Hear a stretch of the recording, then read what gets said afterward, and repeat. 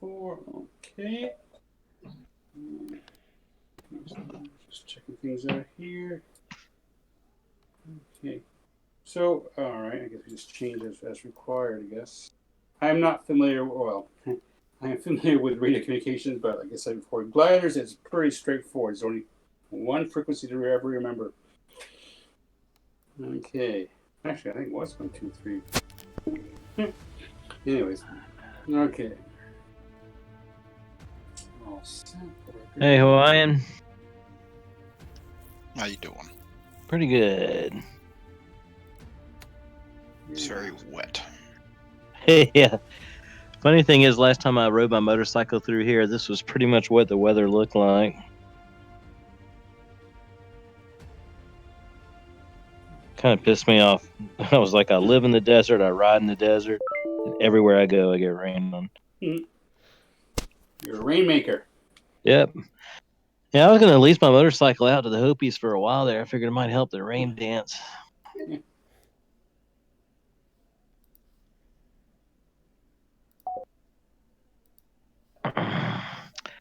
So, Emigron, how much formation flying have you done? 0. All right. Excellent. So have you read through any of the materials yet? I read through some of the materials. Yes, actually, yes, I read through and looked at all the pictures there and where you're supposed to be in terms of wing and canopy and all that thing. But my memory is not that good, so to me, that's something you have to kind of do to feel, right? Well, at least for me, anyways. Yeah, a lot of it's just, stick skills, just kind of getting used to, feathering the throttle. Mm-hmm. So I wouldn't focus too hard on trying to snug it in real tight. Just kind of take up a position off my wing, about 45 degrees angle off tail, and all right. And what I'll do is I'll just fly nice and steady for you. Okay. And what would be our cruise speed and our cruise altitude? I would suggest climb out to 6,000, and then I would why don't we cross the mountains to the east in that valley over towards Kingman, fly around Chloride a little bit. Okay. And once we get over there, we can descend down to about 5,000 or so. Okay. And so I'm usually right around 240 knots, so we don't have to be screaming. Okay.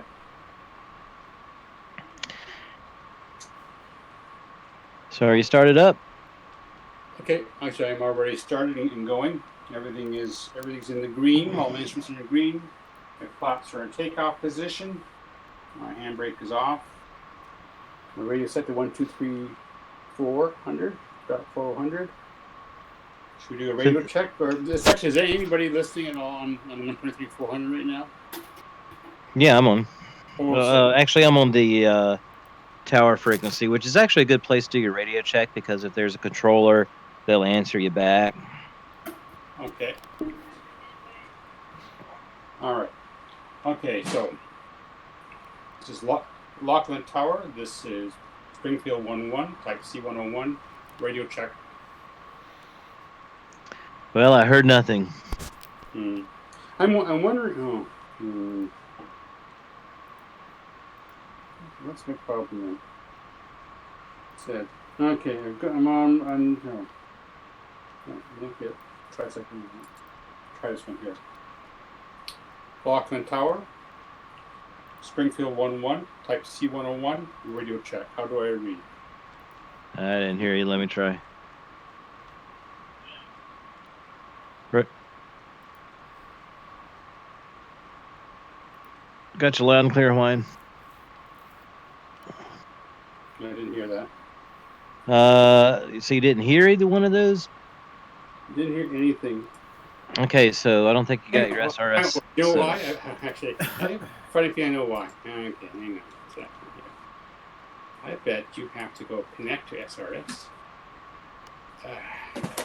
Problem with VR is you have to flip back and forth to see what you're doing. Here we go. Connect. You want to connect? Yes, I do. There you go. Yes, again.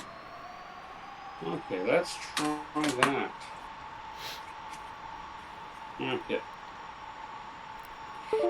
Lachlan Tower. This is Springfield 1-1. Type C101. Radio check. How do I read? Anything luck on that one? I didn't hear anything. Ugh. What's wrong with me? Okay. All right. So you got SRS connected, Hang on a second. Let me read this. and you're connected to the right server, right? So usually you want to start SRS before you even log on to the server, then it'll automatically connect. Okay. So I've got on the DC Academy mynetgear.ca. Yeah, that's it. Okay, so second thing, go to the general page and make sure you got your correct headphones and speakers. Okay, so the microphone is audio riff, so that's the one. Output is, okay, here we go. No default speakers, default pass-through. Guess what? Doesn't want me to do anything. That could be a problem, eh? They're kind of, well, they're actually grayed out. Yeah, so you have to disconnect to change your speaker settings. Okay, so let's disconnect. C101 PD. Okay, so audio riff, default speakers, audio headphones. Okay. And also, so the no mic output pass through. So I guess it's going to be. So there's the sorry, on the whatever under speakers and optional mic output. There's Don't do no pass through. Okay, no pass. Okay. Yeah, so just set up your microphone and your speakers, your headset, and then reconnect. All right, off we go. So I've got server, I've got game, but I got VoIP now, and the low TAC, I guess, low ATC is not set. Yeah, you're not running that right now. Okay, now make sure both your radios are turned on. Okay, let's see here. Okay, so I've got my.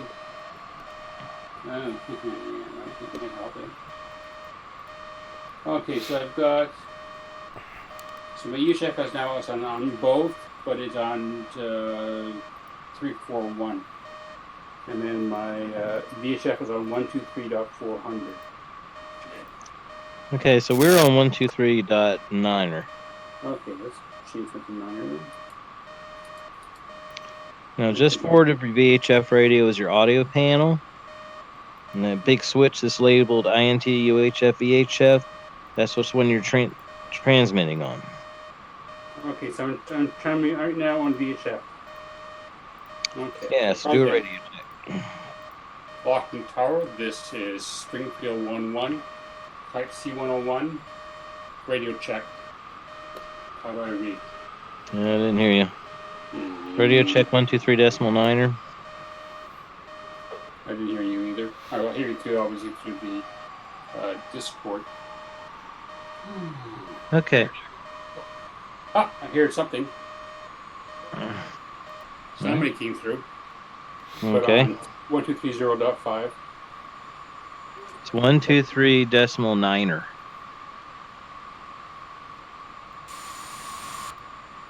Lachlan Tower, this is Springfield 1-1. Type C101, radio check 123.9. Okay, so you're all right. So you can hear us transmitting now, right? Yeah. All right. Now, next thing is what do you have mapped to your push to talk? I've got basically, I have a HOTAS here, so it's a Warthog one. So I basically I put it forward on my thing. Does a little click. I'm wondering whether I'm causing problems with my voice attack. Is that a possibility? I don't know. I mean, it might be a control conflict. All right, so you have to go to SRS controls, and this thing works a little bit easier if you have a single push to talk switch. So go under controls and see if you got anything mapped to push to talk. All right. Okay. Adjust controls. And I might map a different button than voice attack. Okay, so let's go. I said I'd switch it over for you. You just gotta let me. I didn't hear you. Radio. Well, Yako, I didn't hear you. I'm sorry. Of course, it's not radio. Communications. Echo. Communications menu. Track the targets. I push the top. It's not there. Okay. They're all. C101 PD.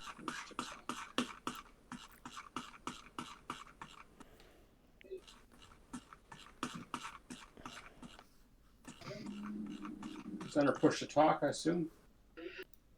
Yeah, all you really need to map there is a single push to talk button. Yeah.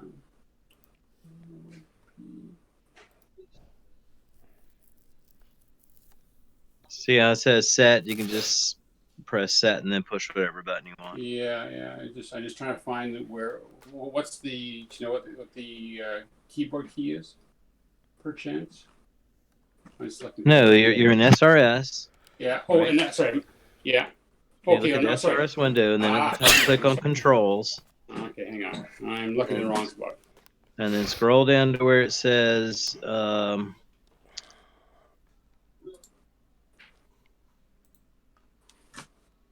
push to talk PTT. Okay, sorry. All right. And then click on set and then press whatever button you want to use. Okay. Sorry. Settings. Sorry, I'm under settings. And you said. Oh.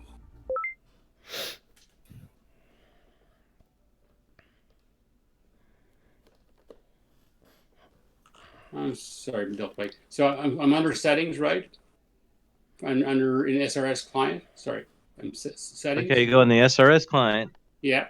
Click on controls. Controls. Okay. Scroll down Okay. to push. Okay. Top. All right. Okay. Here. All right. And so this is device, and then so I just hit set. Yeah, then press whatever button you want. Okay. Okay. All right. Let's try that. Well, something doing right. Delta, did you copy Fernando? Okay. Yeah. Blocking tower. Yeah. Okay. Radio check on 1, 2, 3. Yeah, I'm just in a plane. I'm not doing ATC. You hear me there? Nope. Okay. Hang on.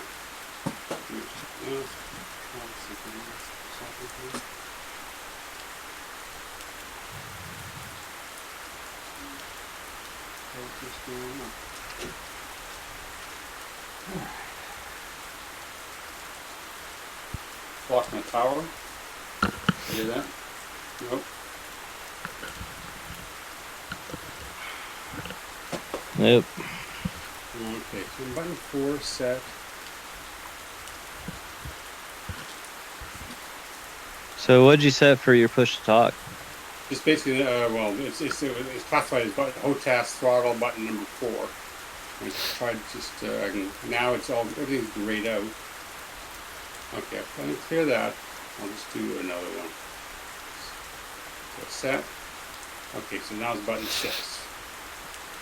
Okay, now do you hear static when you press it? No. All right, well, it's not working. Hang on. Yeah, no problem. Okay.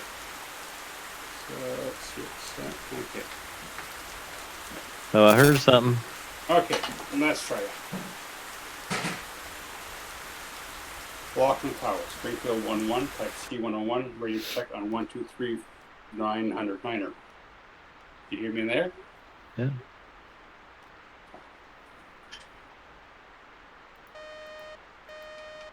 So I heard that. Sorry, I heard Yeah. that. Does it say loud and clear? Do you hear me now? Yeah, we have you loud and clear. Okay. All right. Okay.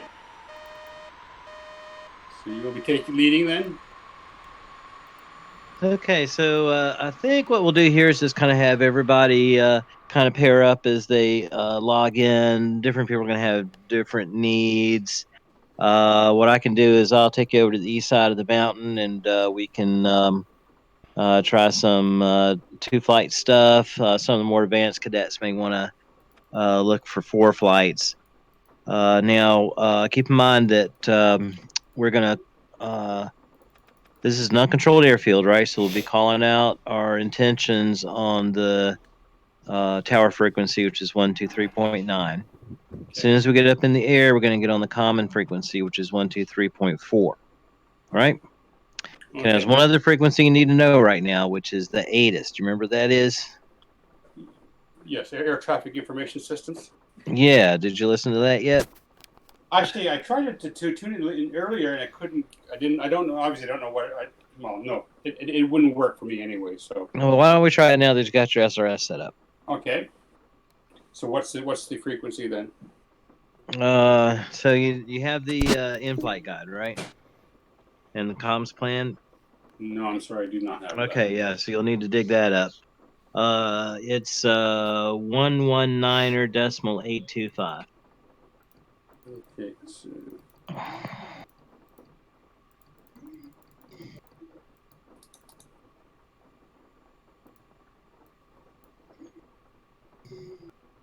Sorry, 119.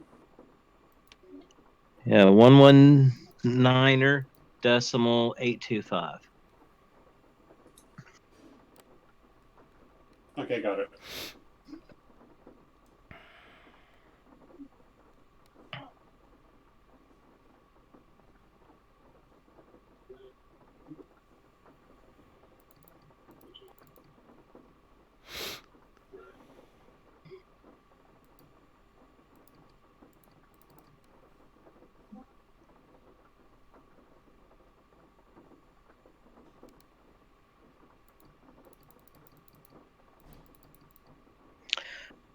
Fernando, this is a uncontrolled airfield right now. There's nobody in the tower.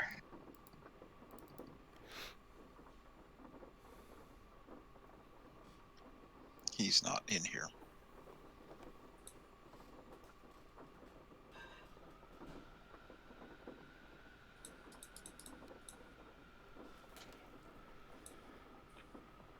Okay, so listen to ATIS. So it's. God, I remember it's Civ 3.2 is there one in use right now? All right, so I need for you to flip back over to tower frequency on your VHF and go ahead and tune your UHF to 257.0. We'll use that for when you and I talk. Okay. 257. Uh-huh. 0. Yeah. Okay.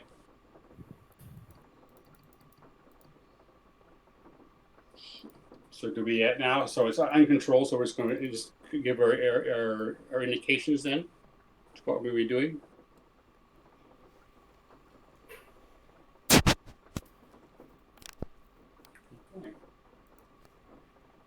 Hawaii and who all are flying in the formation group? What is the common frequency, intercom frequency, and who's the lead? Sorry, I joined up late. That's fine. Yeah, I figure people just kind of pair up however they want to. The common frequency is 123.4. Okay, and the intercom frequency with the formation, I mean, do you know that?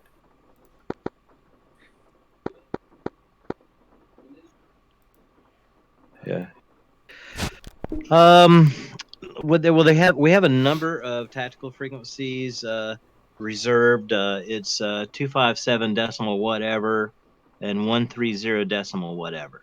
So I'm on 257.0. So you grab somebody and be 257.1 or however you want to do it. Okay. Yeah, the radio what? plan got totally Oh, changed. thank you. But Oh, so we're thanks. using VHF at all the civilian airfields now. It's good. Yeah, I like it. Roger. Thank you. So what I would suggest is kind of meet up in Discord and kind of pair up based on everybody's needs. Me and Omicron are going to go out and do some real basic formation flying and some NTTR familiarization. And so we'll do that for a little while, and then we'll see what happens. Roger. Roger. Cargo Stal. Apache.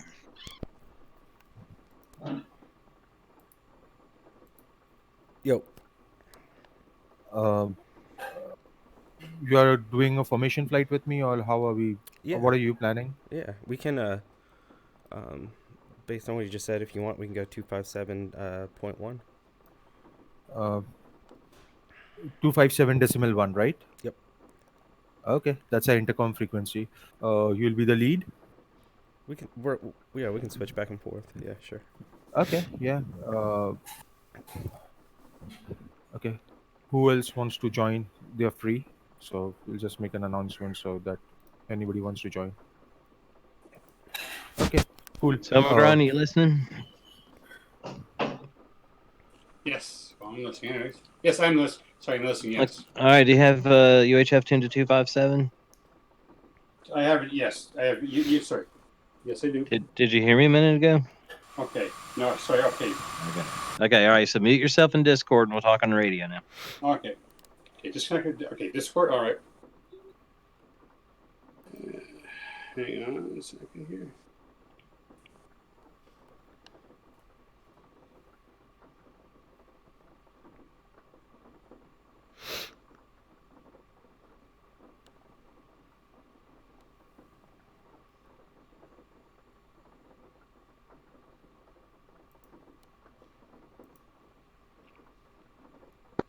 Hey, now, you on frequency?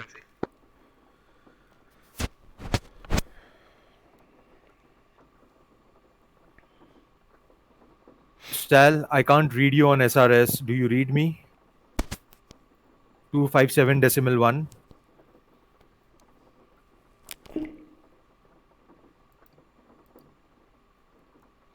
Contact 257.1. So, Omicron, do you have your radio on? Omicron? Yeah, this is Ace Skyfly with you guys. Stal. Oh man. Delta.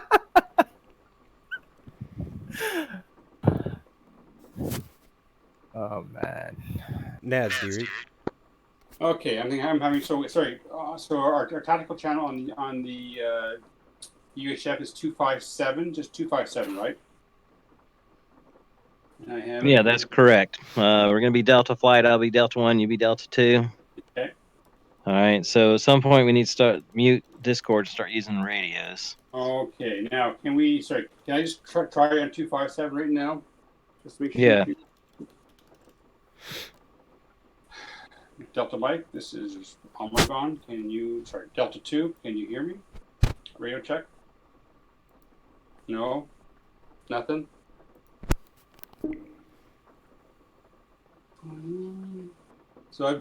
Yeah, I heard you fine. Just like unkey the mic. Wait a second. Give me a chance to reply. Then you'll be good to go. I apologize. Okay. All right. Blockland traffic. This is Delta 2. Radio check.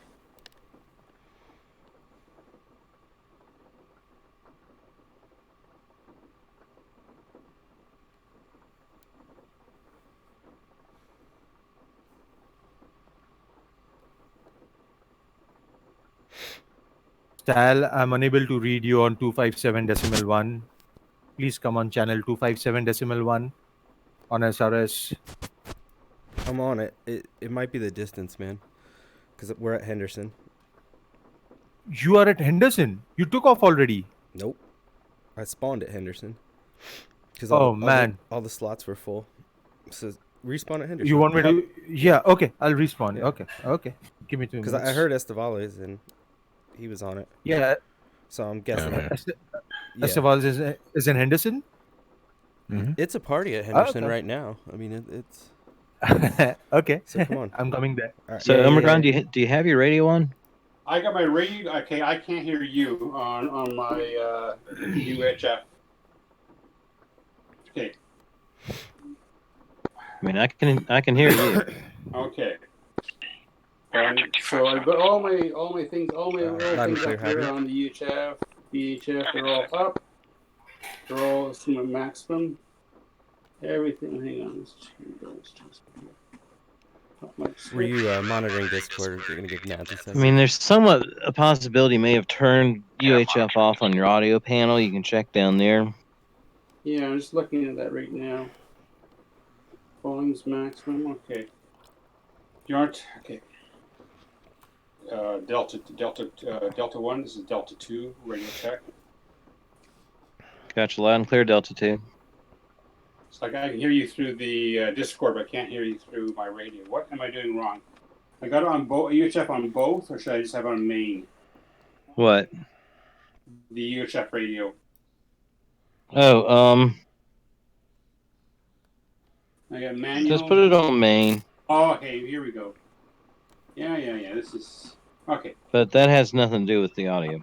Okay. Try. Delta Radio 1. check 257. Delta 1. This is Delta 2. Radio check. Do we have a fourth down there? Yes. Nads should be spawning in shortly. Oh, he's here. Okay, so what you need to do is check your audio panel by your right hip. Yeah. And there's a button that says UHF. Yes.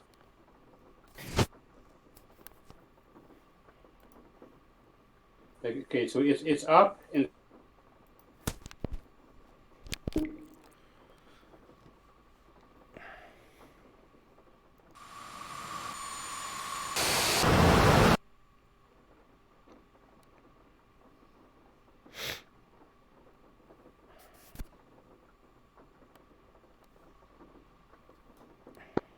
This is Naz. How do you read? Loud and clear. Roger. Give me a few minutes to just warm up the computer. Once I'm aligned, I'll inform you when ready to go.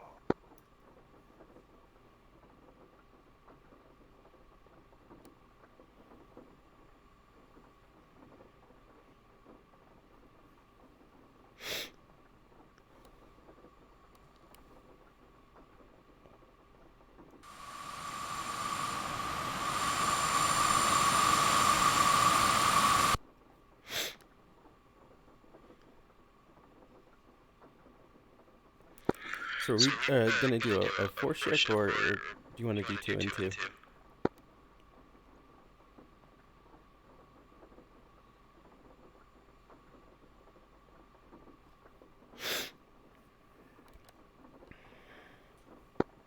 Okay, I'm ready. Everything's aligned.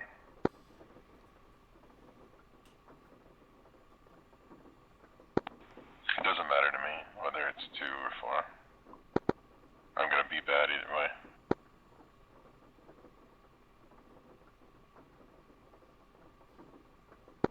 I'm okay with that.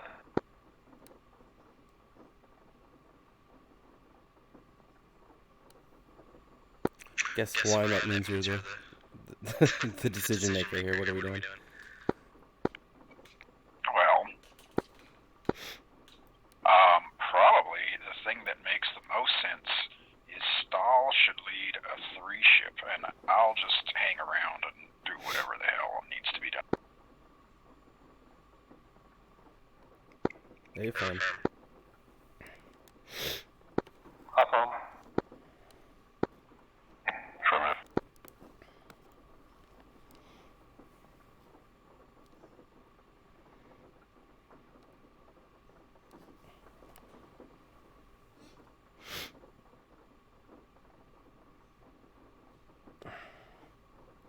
Stand by one second.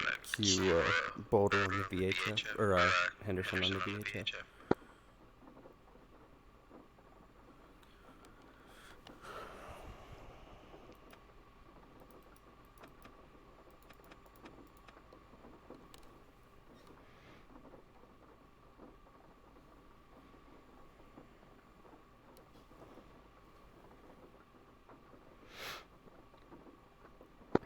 All right, so I guess we'll stick with the easy call sign, go with Colt. Our contract speed will be 210, so pretty much any time we're straight level turns, we're going to try to stick around 210 to make sure everybody has good headroom for maneuverability, and we'll fly around, do some gentle turns, maybe try some rejoins, and kind of play it by ear. But we'll head it toward Gene and kind of tool around that area.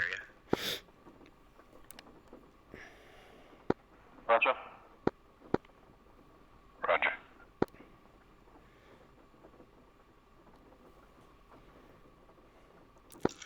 Henderson traffic. Colt 1-1, if you can assign us numbers like Colt 1-2, 1-3, so that we know how to do the formation.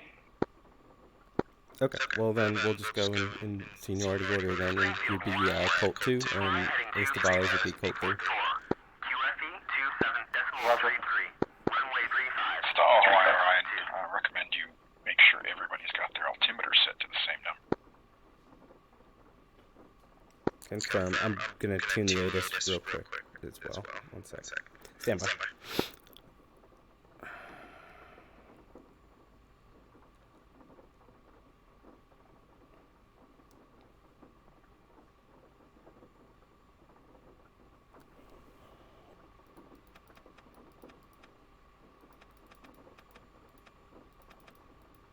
FE2733 or 9er26. And Information Alpha.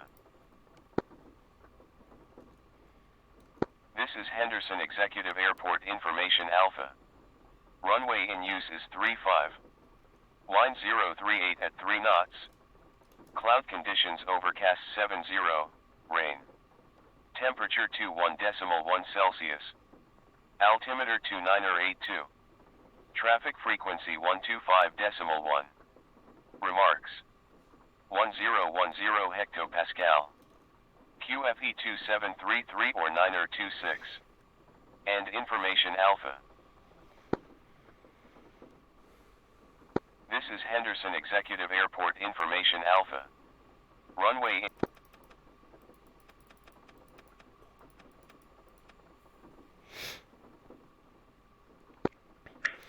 Alright, so our takeoff runway is going to be 35 and set altimeter to 1010.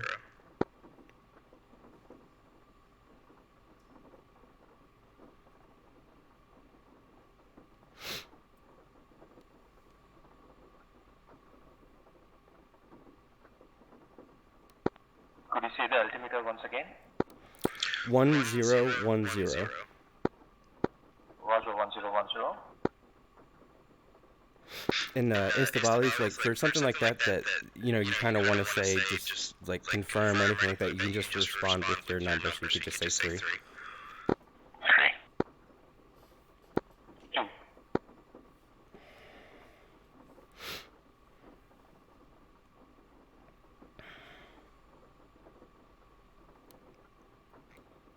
I swear Hawaiian parked that plane there on purpose. I didn't do anything. That's random. No, I'm kidding. It just seems like a move.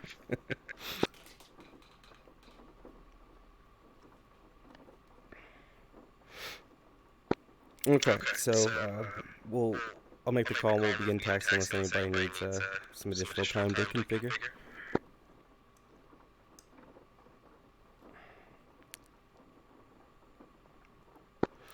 Henderson traffic, Colt 1, 3 ship, type C101 Echo Bravo, taxiing to active runway 35, departing straight out. Henderson traffic. There's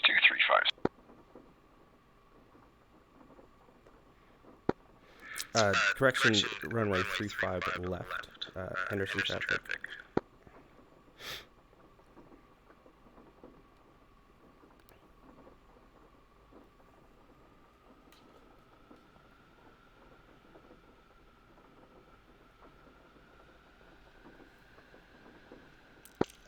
Flight, also tune your TACAN to Boulder, which is 114, will be making a turn for departure toward Boulder.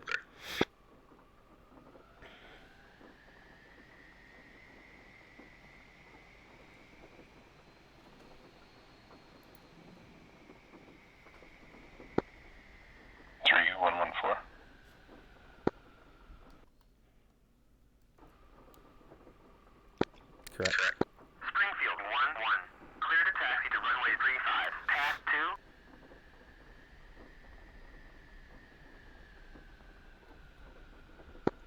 3 will follow 2.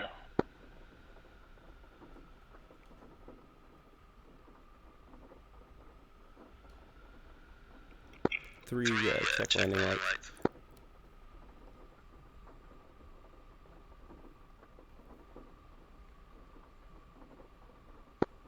Copy.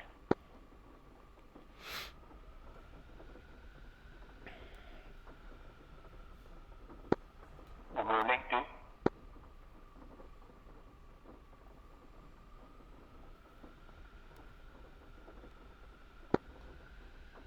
Rolling.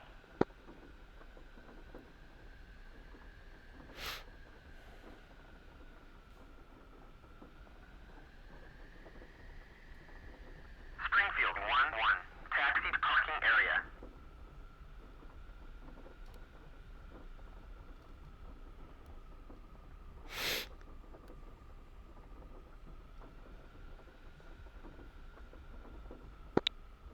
Make sure your taxi lights are on when you're moving.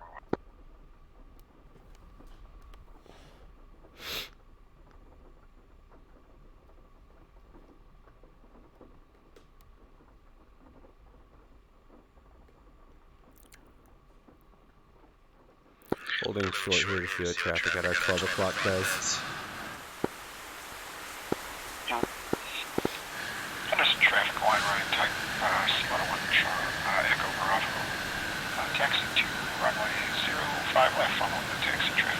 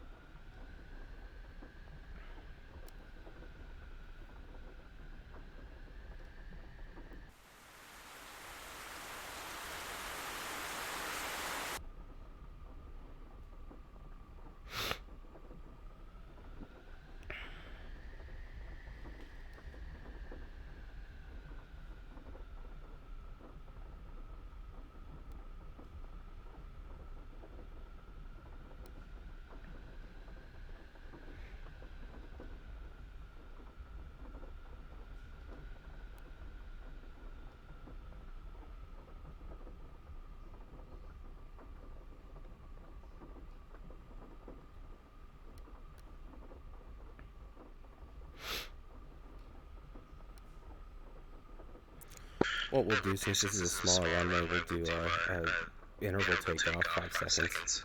So Estivales, that'll be 10 seconds for you, since once I start rolling.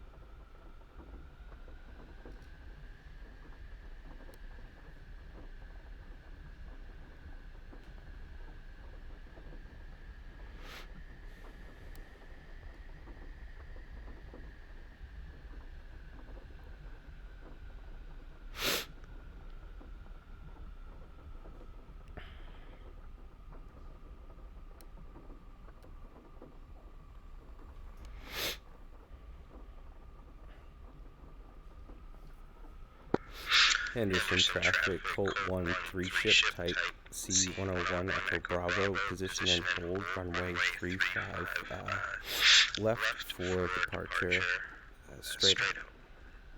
Henderson traffic.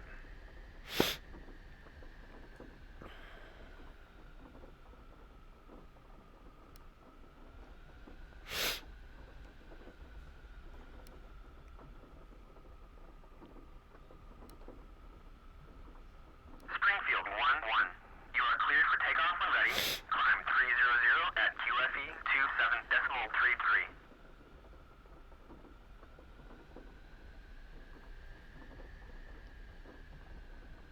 Springfield 1-1. Clear to taxi to runway 35. Path 2.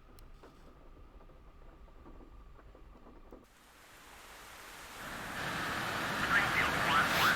Ready to clear for takeoff.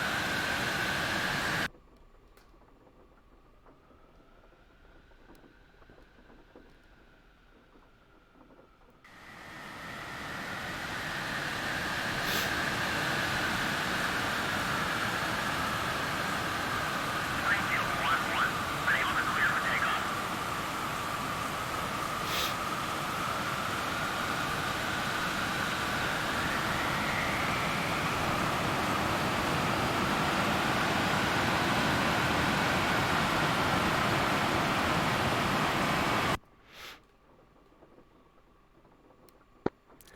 Okay, everybody position ready? In position.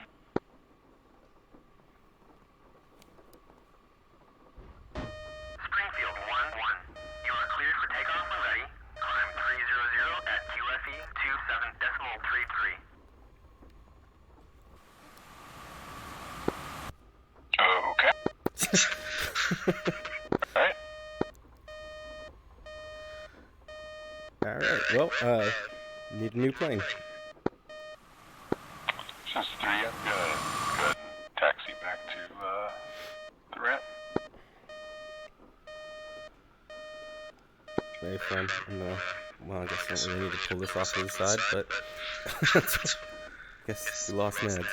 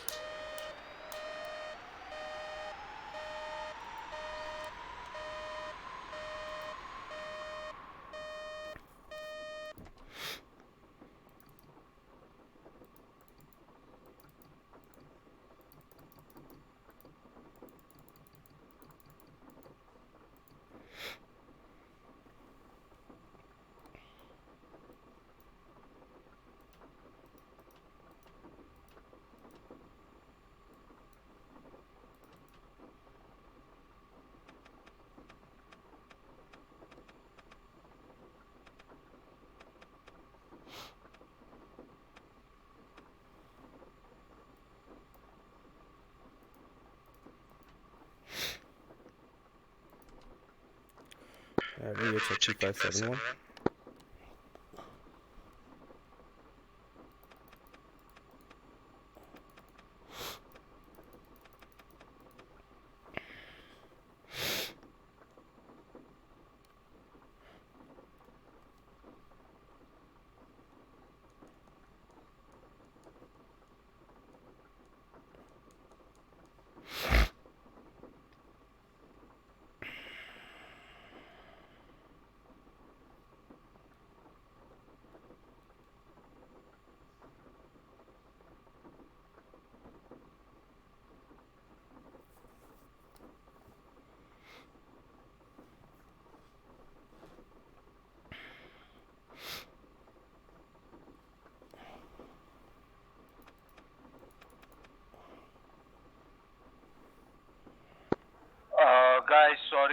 internet connection glitched.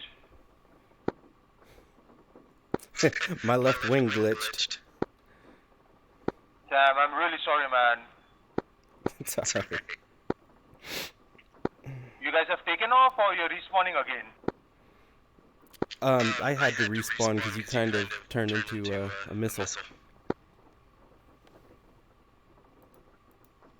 Fuck, sorry, man.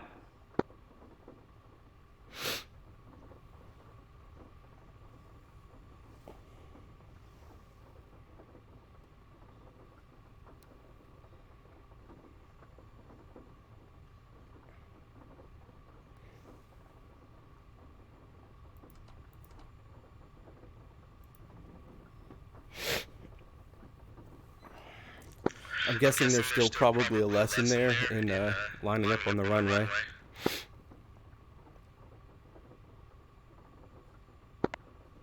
Yep. If you line up so that any teleportation forward and back doesn't cause a crash, that is helpful. Roger.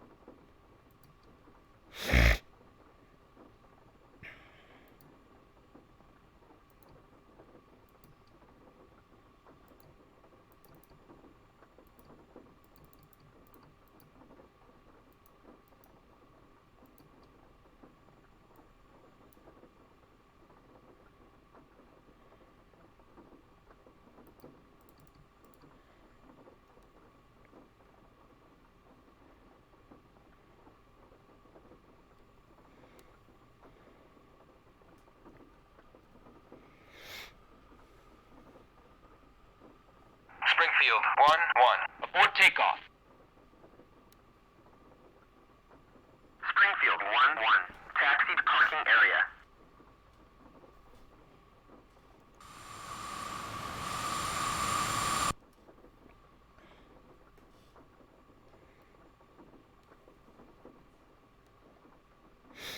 Nah, just let me know when you're good to go.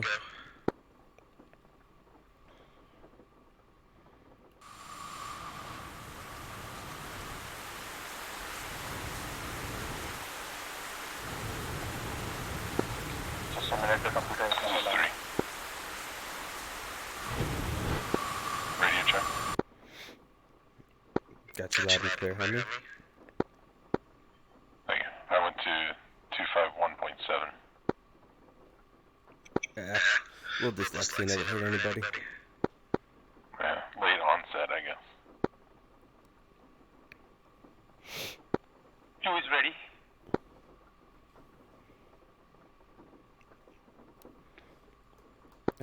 Alright, 3, do you need a time or you all set? Just sitting at 10 meter right now. 1010, correct? Correct.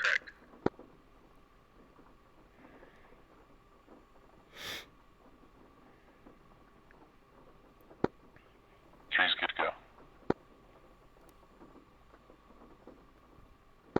TACAN is 11 X-ray, right? 114. Roger.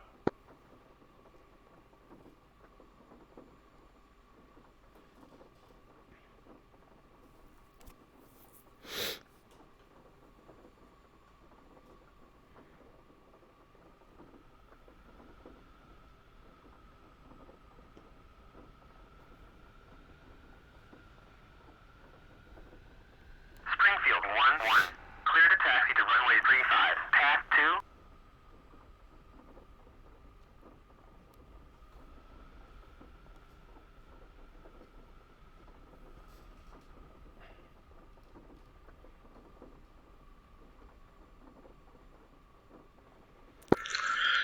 Henderson traffic, Colt 1, 3 ship type, Charlie 101 Echo Bravo, taxiing to active runway 35 left for departure. Henderson traffic.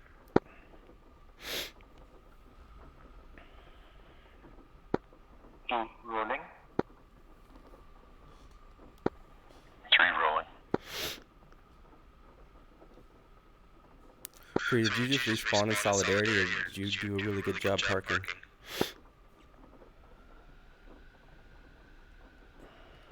You're speaking to I whom? respond.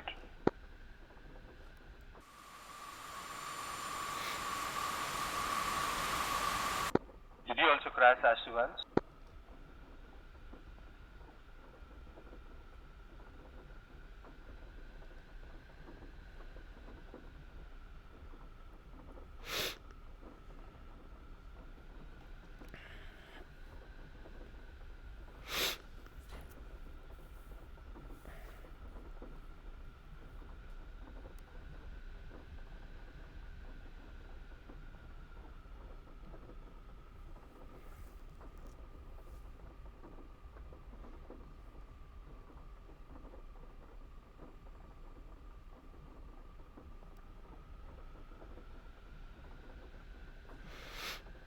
Alright, since we got a little bit of a taxi, just to reiterate, our contract speed is going to be 210. Once we depart, it's going to be a 5-second interval.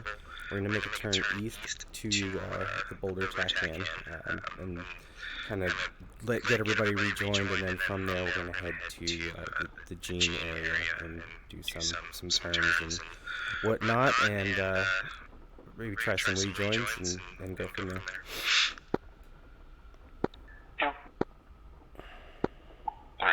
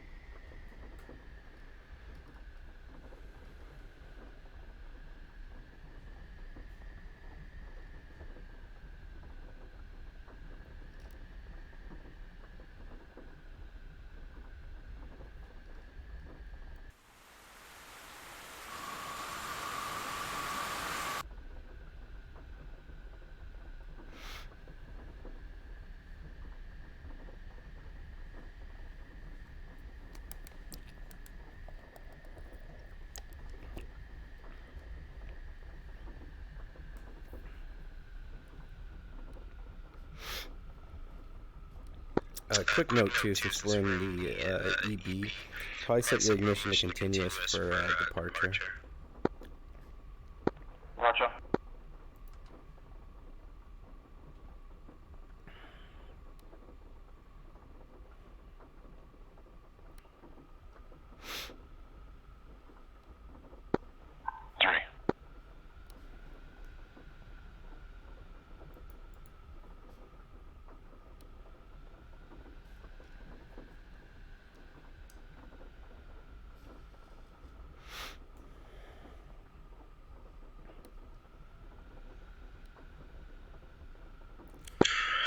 Henderson traffic, Colt 1, 3 ship, type C101 Echo Bravo, position and hold runway 35 left for departure, heading east towards Boulder, Henderson traffic.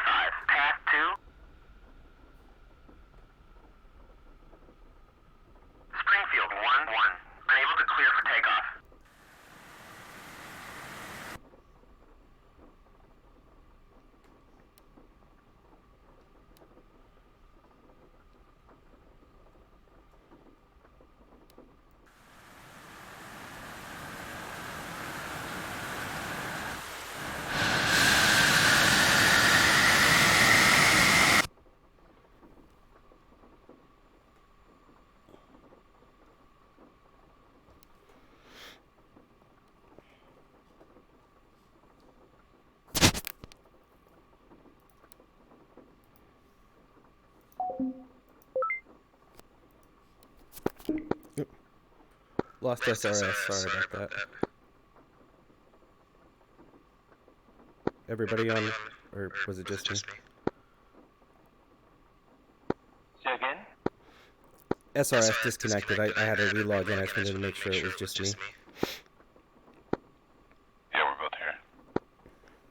Alright, check flaps, check ignition, and we'll, brakes on, we'll run it up. And again, 5-second interval, so 5 seconds for NADS and 10 seconds total for SRS. 2. 3.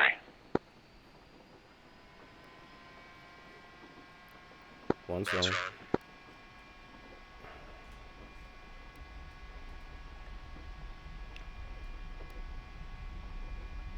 2 is rolling.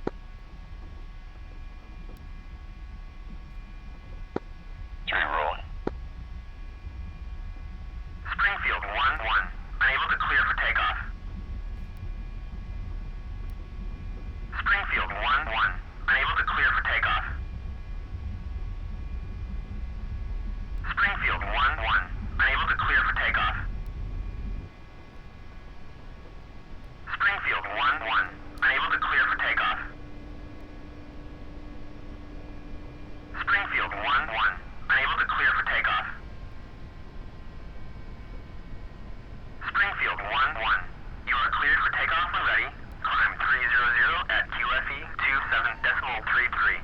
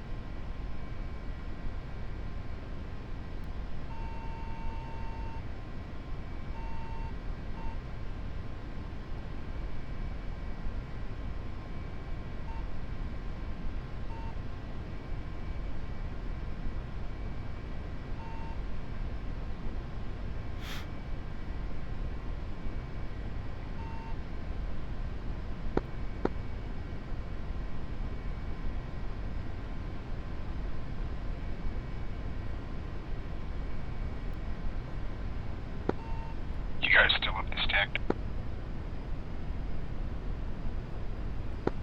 Say again? You guys still on this tech net? Yep. Yes. Just surprised at how quiet it is.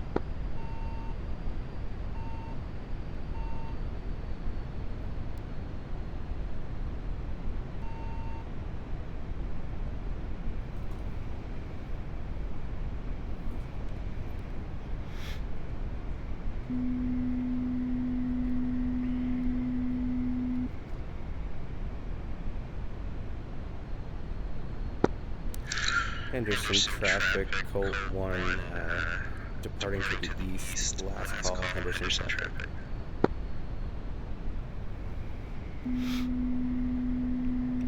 Uh, 2-3, you guys, have visual on me? 2. Have visual. Have joined on your left hand side.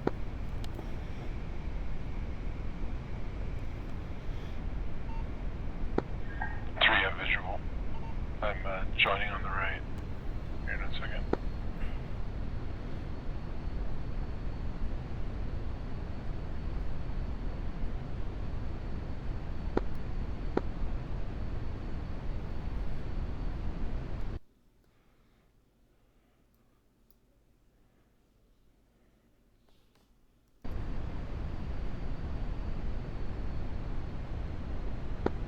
I'm loose on your right.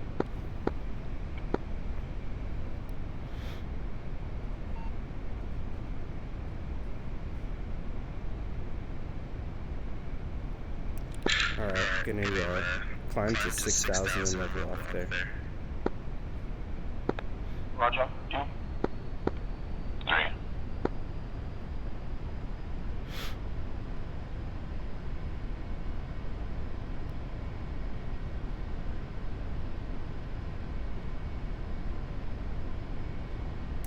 All right, 3 for big turns. What I'll do is I'll call out a bearing, like 180, and then you just, as soon as you confirm, that's when the turn will start. 2. 3. For the little turns, you want to kind of always have lead in sight and get a good sight picture of what that looks like. That way you'll be able to kind of almost without thinking you'll keep formation. I'm falling back a little bit. I'm catching up.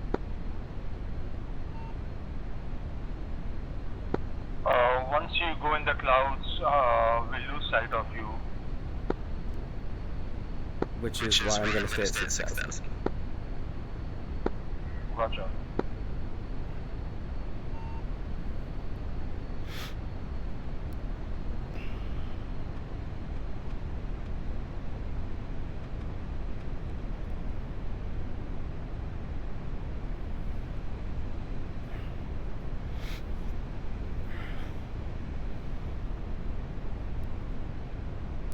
Three, do you need us to slow down?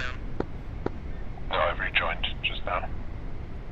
All right, let me know when you're stable, and then we'll begin a turn. 2. 3.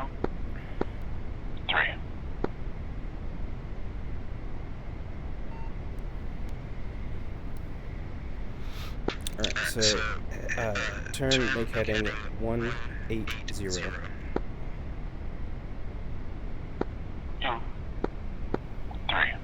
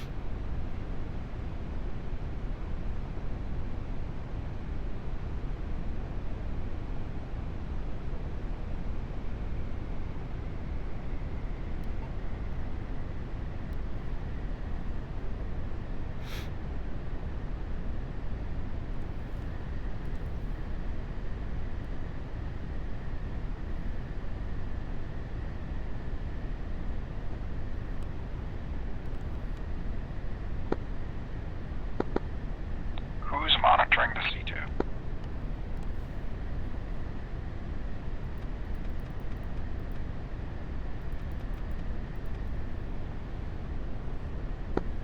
Negative. 3 negative. I tuned it just now, so your answer was no one up until you mentioned it. Right, I know, because I was trying to talk to you to see if anyone was on.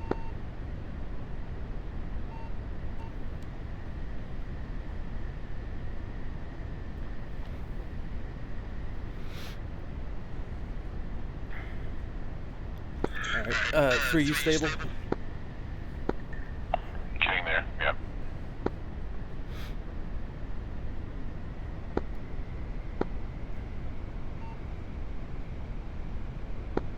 Unstable. Yeah. 2 stable. Okay, now I'm going to make a kind of a subtle right turn to the right. Normally I wouldn't even say anything, but just for the purposes of what we're trying to do, I'm going to, make the call.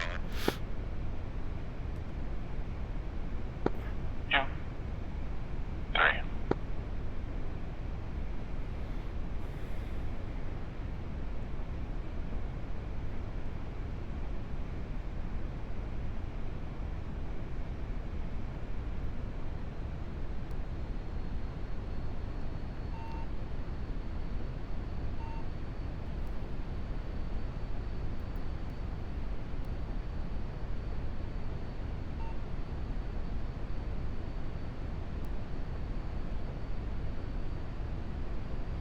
Alright, we'll push our speed back up to around 210. 3.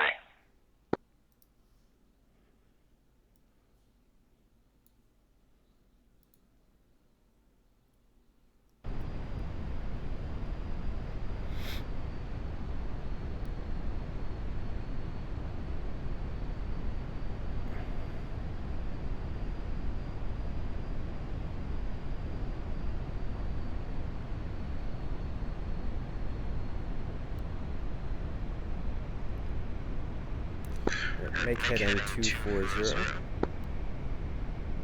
240, 2403.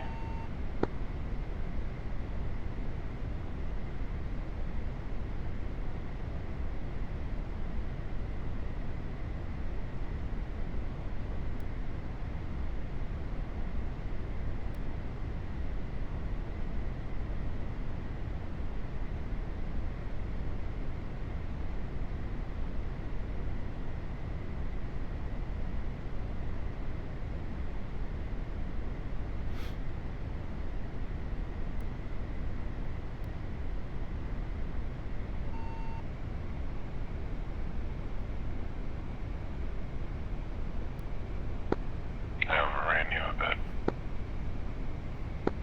On your right. 3.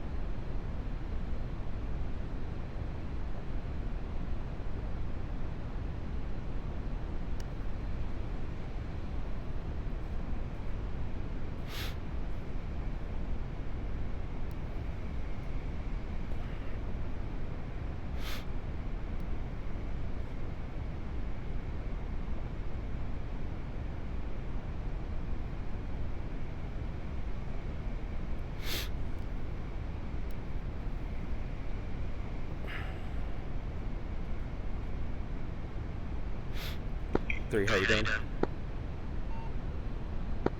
Good.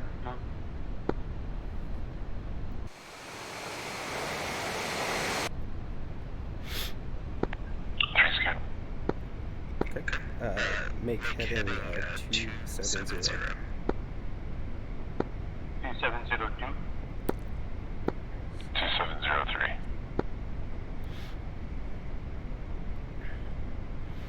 And for that, you don't have to do a read back. If you didn't hear, you can just always say again, but you don't have to read it back. Just reply with your number. 2. 3.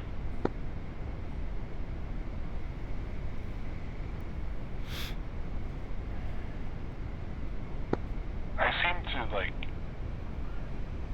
pass you in the turns. Do I need to be doing something to prevent that?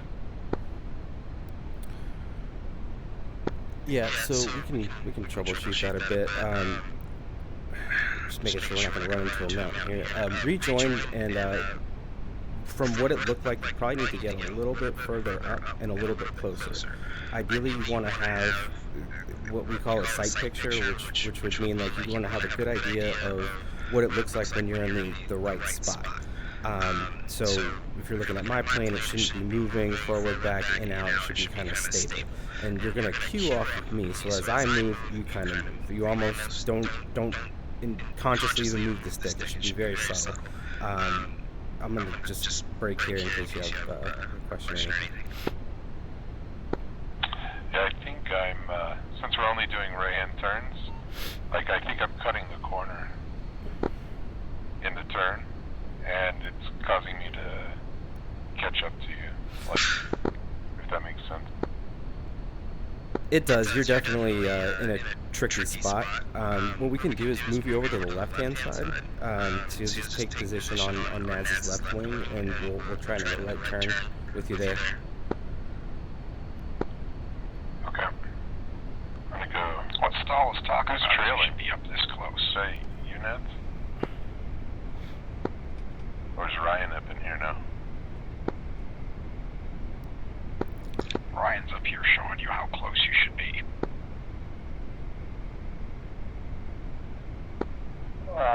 My problem is, as usual, the frame of the canopy.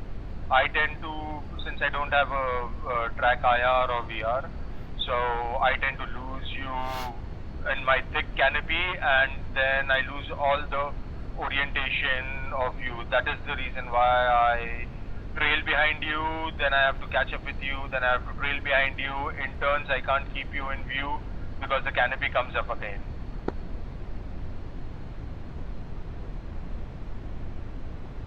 And unfortunately, I have not been able to find a solution for this.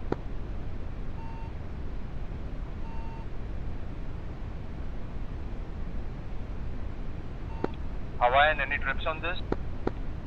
There should be a padlock option. You should be able to padlock the flight lead. What? A padlock? Yep.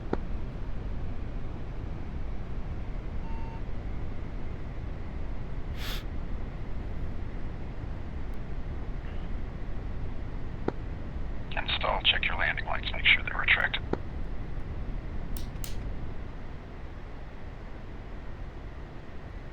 Check.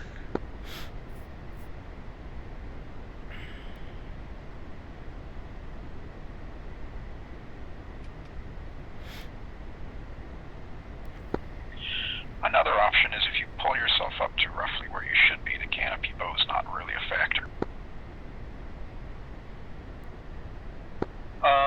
The thing is, Hawaiian, since it's a flat screen, I try to keep the lead in my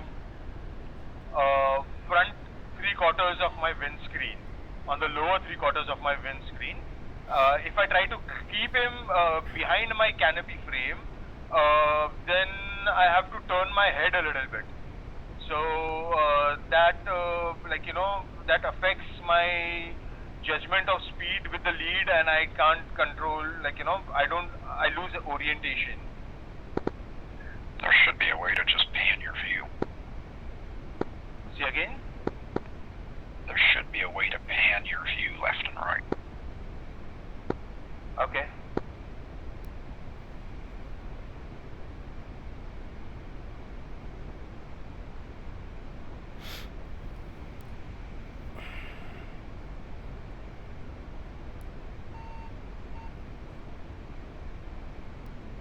Alright, Kree, are you in a good spot on Naz's wing? No. He's, no.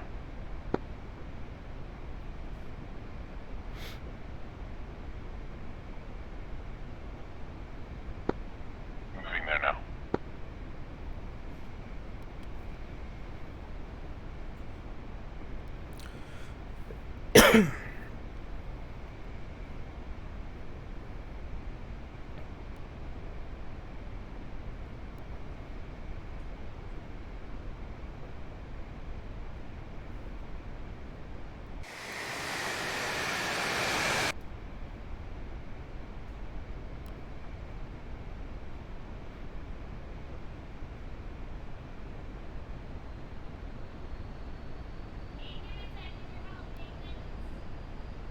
Okay.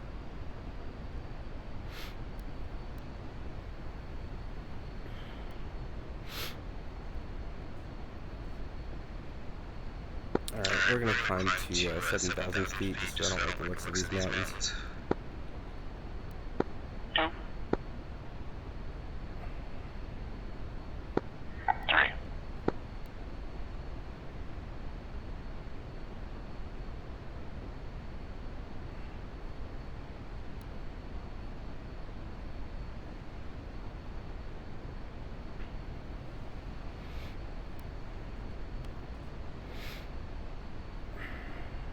Three, you settled in?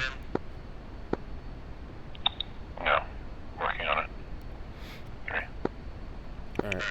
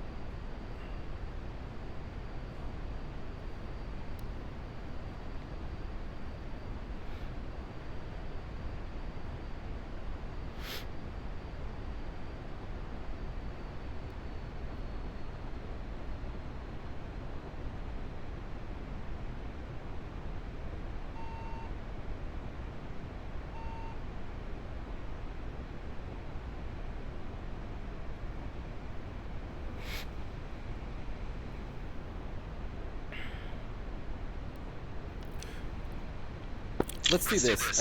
Two drop to swap positions with 3. Let's see how that if that works a little bit better. Swap position with 3 means like go behind 3 on your left hand side, or I should come to your right hand side in an echelon position. What I'm saying is you slow to get behind 3 speeds up, and he takes position on the left side. And then once he's there, you move to the left, take position on his left wing. Roger, 2. 3.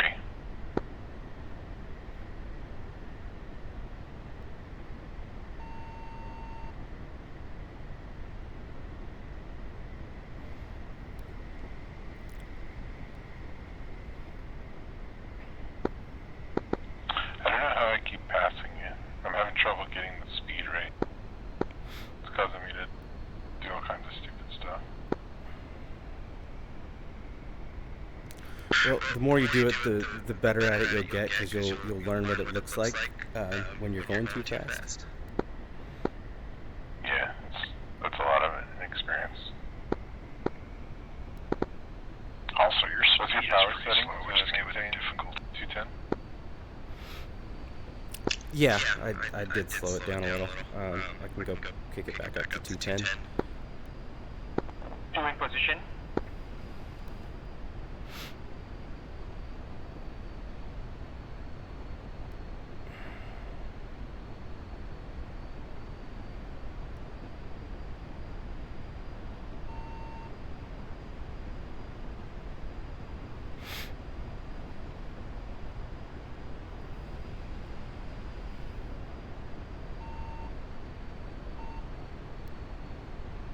Alright, I'm gonna drop this back down to 6,000. Clear the mountains.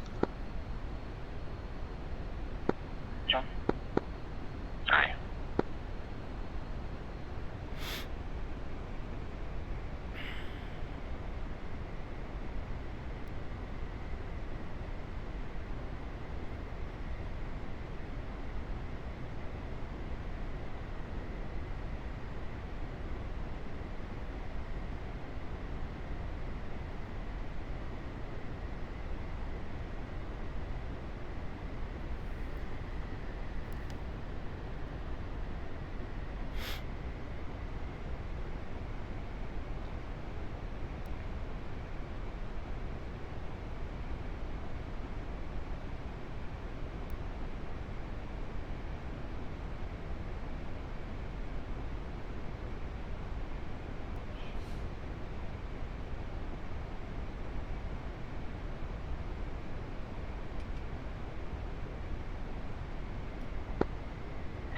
Position.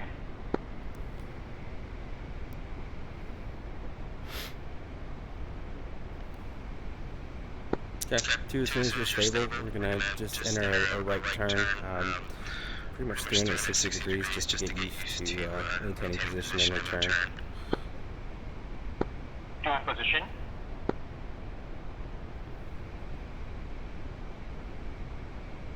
Alright, entering right turn. Follow me. 3.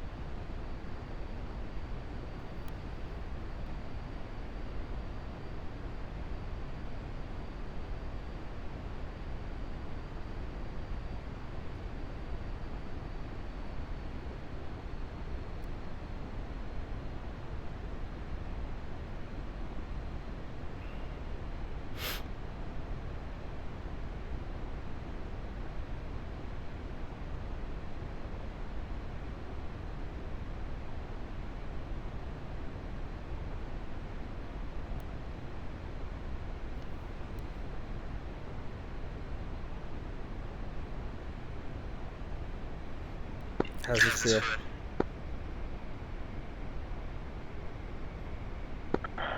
Still managing my speed issues. It felt better. I was able to hold you in the same spot. I was just trailing behind because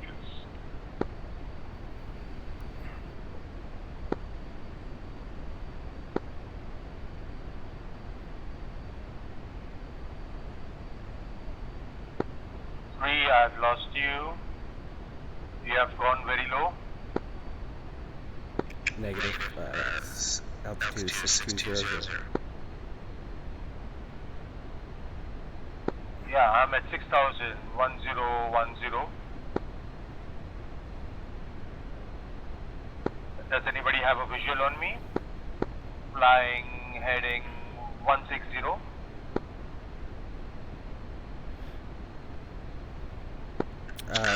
One is blind, but we're flying 270. Leveling out. Okay, turning.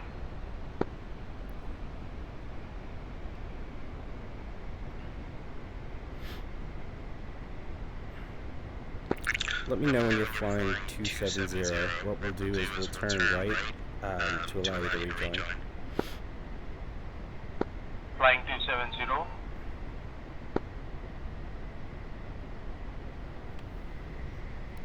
Alright, 3, where are you? trailing you. Like quarter mile. Okay. Hang on now. I'm gonna drop speed to 180. 180. Okay.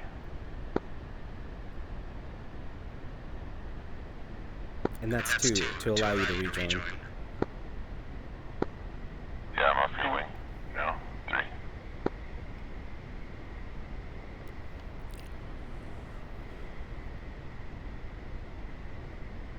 Alright, 2, do you have visual?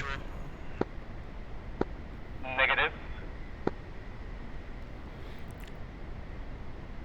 Okay, continue course, and 3, our heading is going to be 360. Continue 360. This is 2. 2, you should be 270. 270. This is 2.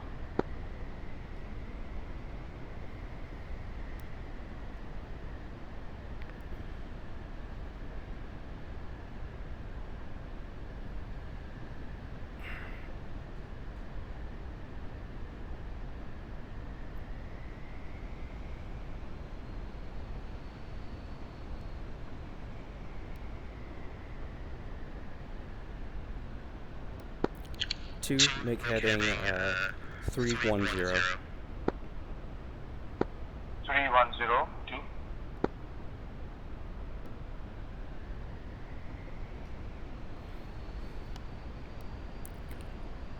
3, drop speed with me to 180. 3. 310. This is 2.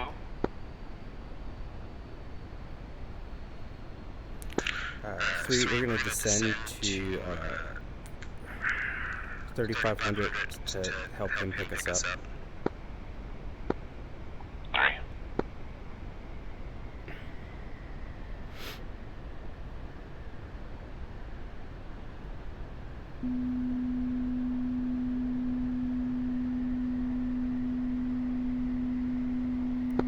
One, I have mine points on my left hand side.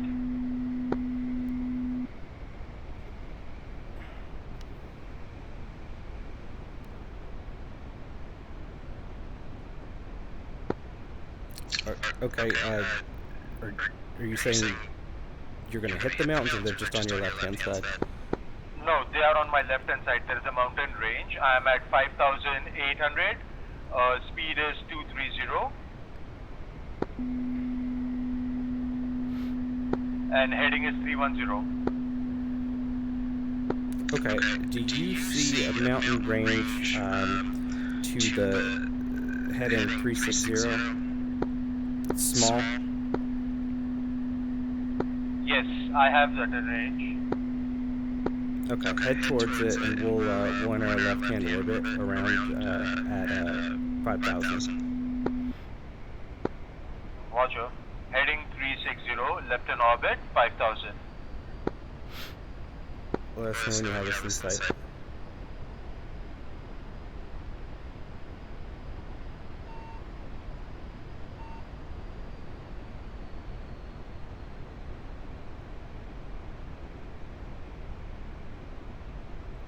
Pushing our speed up again to 205.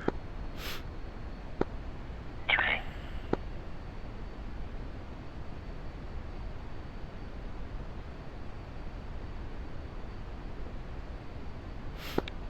Cold 1 Hawaiian Ryan, do you have any idea where Cold 1-2 is?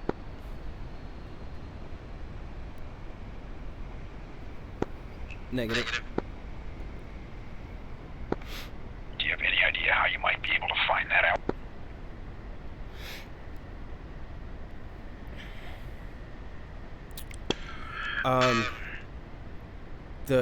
I would say a TACAN yardstick might help, but other than that, without using like GOFs or something like that, no.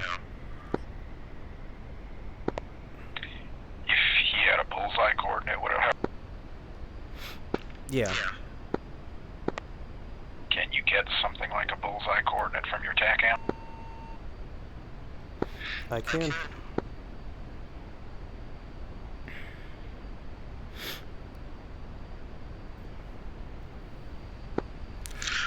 Alright, 3, we're gonna enter left-handed orbit here, and then I'll get the bullseye for 2. 3.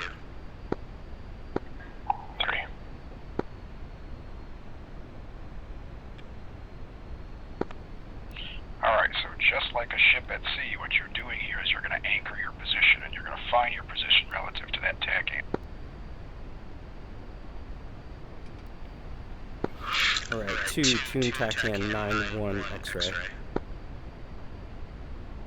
9-1 X-ray.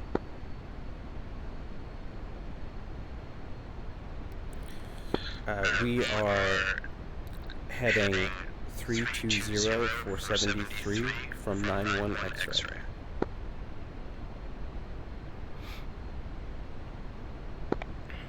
Say the heading again, please.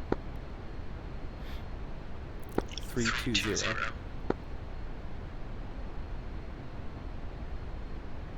320, this is 2. So heading is the direction something is pointed. Bearing is your angular measurement from something.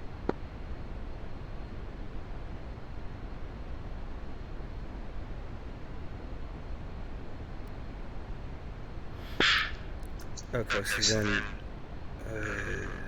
we would be on the One, do you want me to go towards the TACAN or away from the TACAN? Or 320? it would be away. Roger.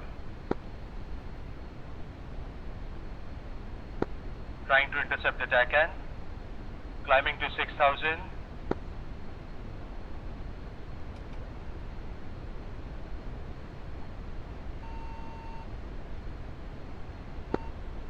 So you've essentially anchored with respect to TACAN 91 X-ray. You have anchored on the 320 radial 73 miles.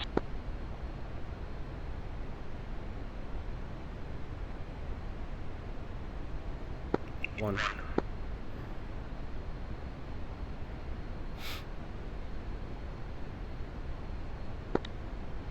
And though that coordinate, essentially with respect to 91 X-ray, should give someone who knows IFR everything they need to find you.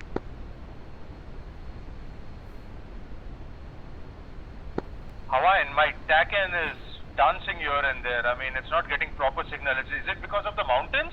Because it is telling away from the station and towards the station again and again. Say altitude. And I'm 80 nautical miles trying to intercept radial 320. say altitude? 7,000. Well, You it's said in probably 8 not minutes. the I'm mountain. sorry. I'm sorry. I'm in the middle of something. I'll be right there. Do you need Colt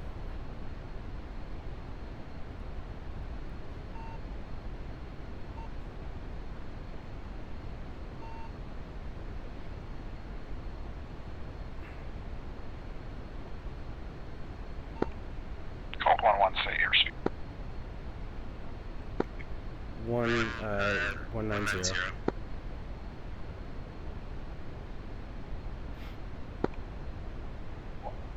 Say again? 190. 19 nautical miles you're away from the TACAN. Negative 72 miles from the TACAN. Airspeed is 190. 2. Hawaiian, my TACAN is dancing. I mean, it's not stable. And distance is coming and going. Is that the maximum range of the TACAN? I am 81.7 miles away from the TACAN. I am unable to hit the needle also because it's jumping to and fro. Alright, stand by. We should possibly just use a different TACAN. That would be a good idea.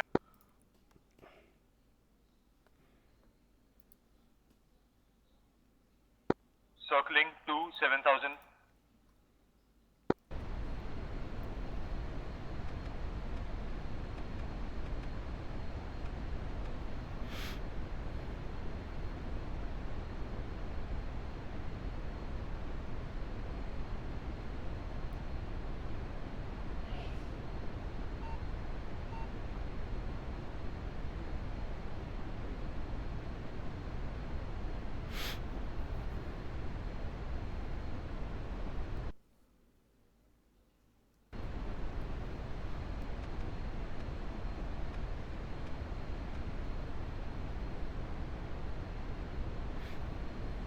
Okay, tune TACAN 94 X-ray. Tune TACAN 94 X-ray.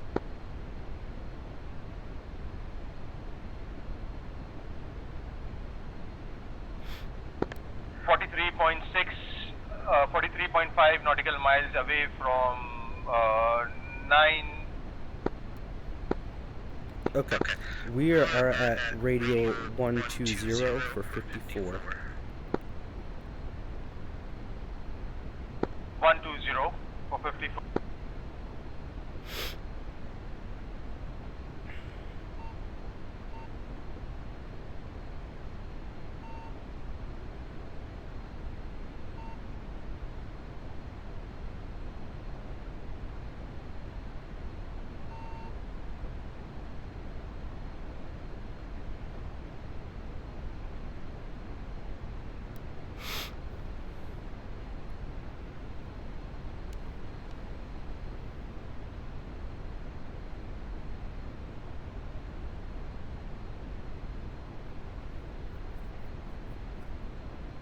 Intercepting radial at 6,500, 40 nautical miles.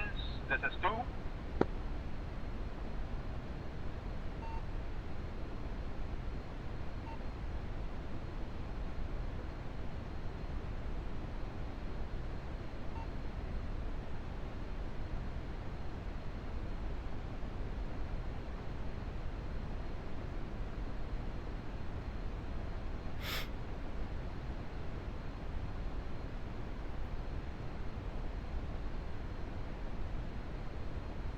Tuesday altitude. 6,200, intercepting the radial at 120, 39.5.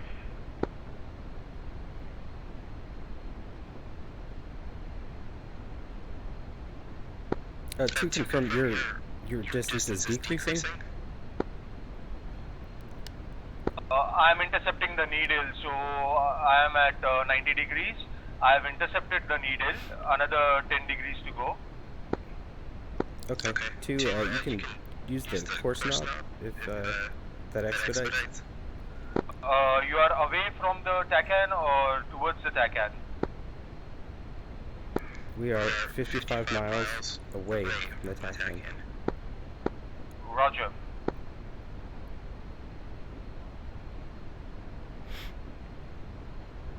3, how you holding up? Getting good practice in. It's I'm doing pretty good. I've been keeping you in same general spot for this whole time. Working on it. Working on speed and getting a feel for it. TACAN needle intercepted on 120, 41 nautical miles away from TACAN, coming to 51 nautical miles. Flight level 6000. 2. Alright, once this flight gets rejoined, we're going to debrief what's been happening for the past 25 minutes.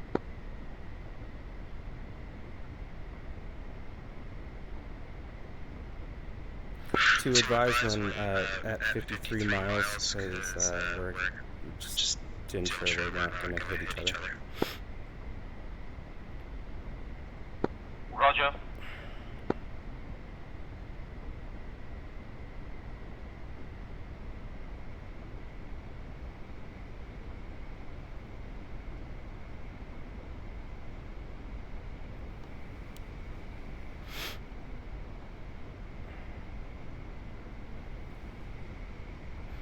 Once that happens, make sure you're scanning for him to be coming in, just to make sure that we're not going to slam into each other.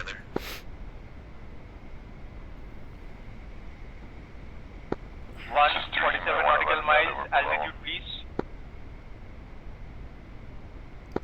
5900.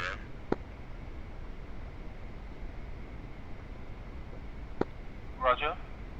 49 miles.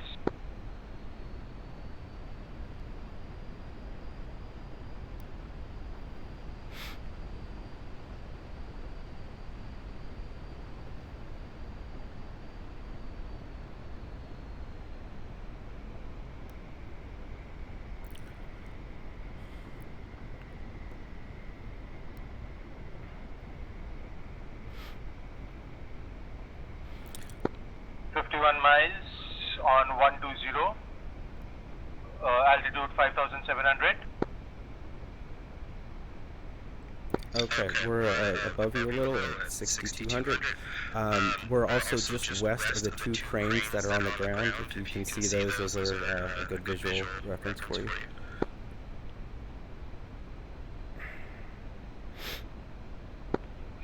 Nautical miles, still don't have a visual. Do you have a visual on me?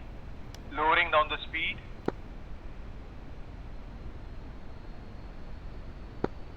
I have a small town on my right hand side. I am on the east end of the town. Right now. 55 nautical miles. Circling. I see someone on my left. Is that Ryan? Someone 9 o'clock from us. Approximate same altitude.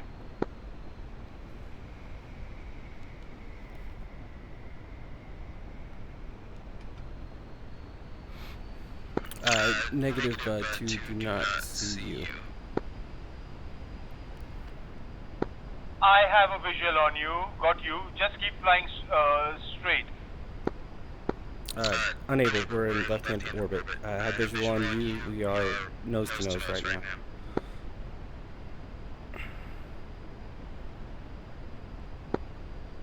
Lower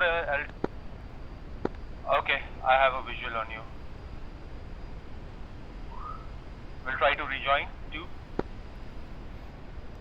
Maintaining orbit at 180, 7,000.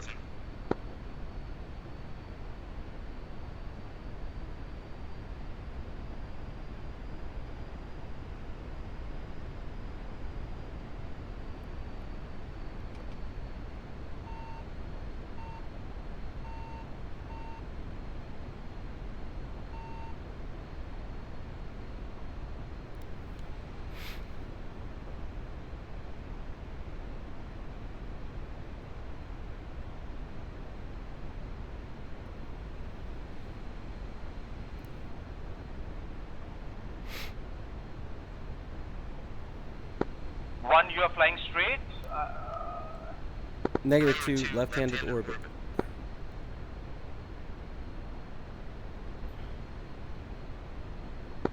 Because I do not have any visual again. Well, you are at my 10 o'clock, so I'm probably following you.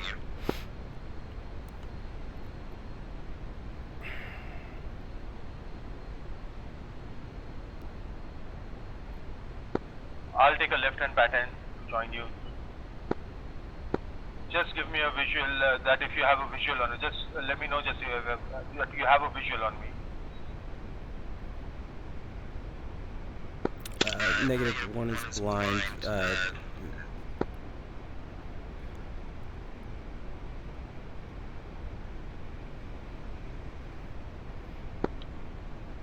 Alright, so this pain has gone on long enough. I'm going to make a recommendation here that's probably going to make this substantially less painful. Hey, what if we climbed above the clouds so it was easy to see people down in the visual clutter?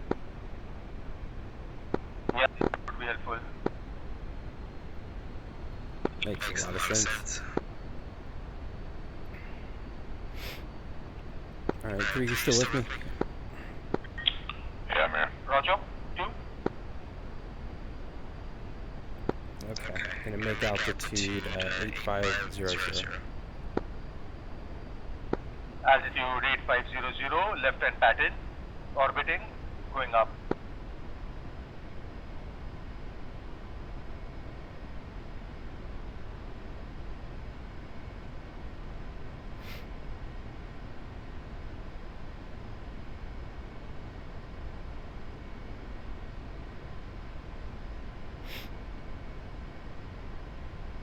Maria's climb is 2,000 feet per minute at 180 airspeed.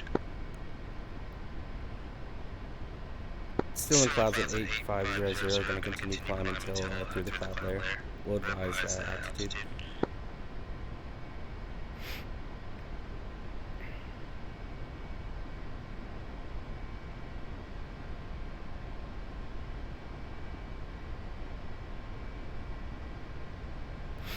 Through cloud layer at 9,000, going to level off at 10,000, just to make sure we have some clearance.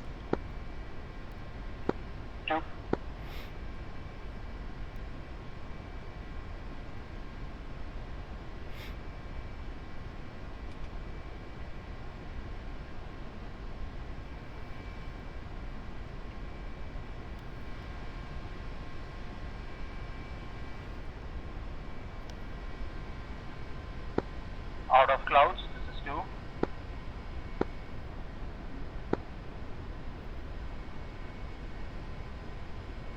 $9,500.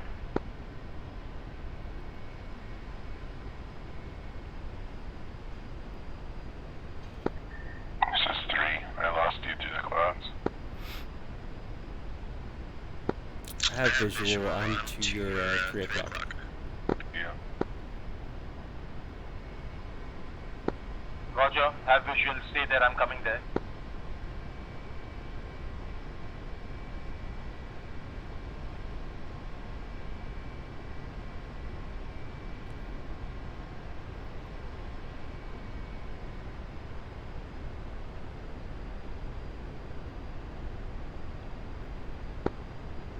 I see you too. I'm forming up with you.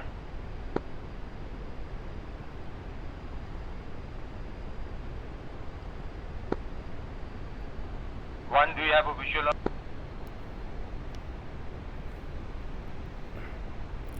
-1's blind.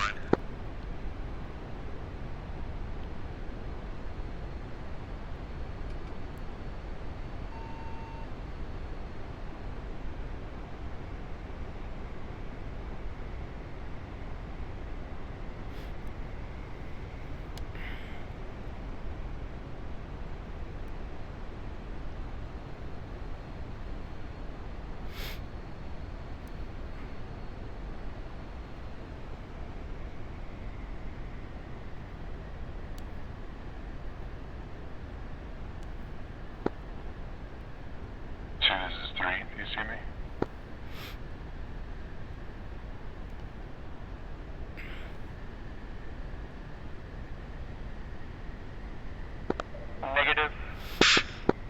Alright, let's do this. You guys all see that big mountain peak to the east? I have a visual on somebody. You're going towards the clouds. Identify. This is 2. Hold on your heading. I'm just above you. Is it a single or 2-plane?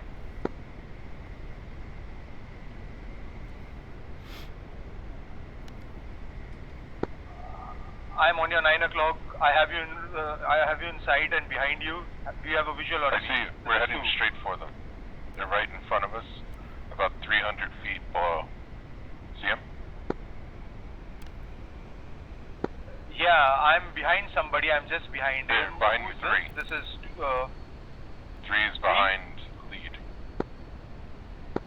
Alright, lead straightening out on heading 3 toward the mountain, slowing to 170 for rejoin.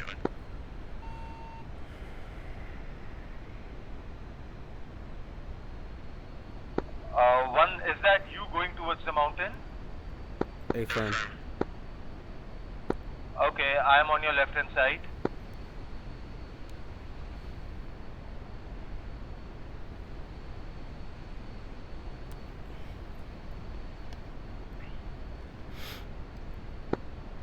How far back? Around just behind. I'm just rejoining you. Just a minute. I see the other 2 guys also. Yep, I have all of you in sight. Just a minute.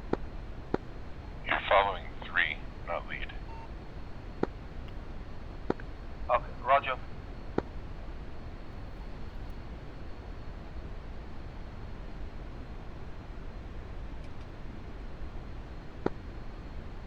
O'clock high, lead. This is 3.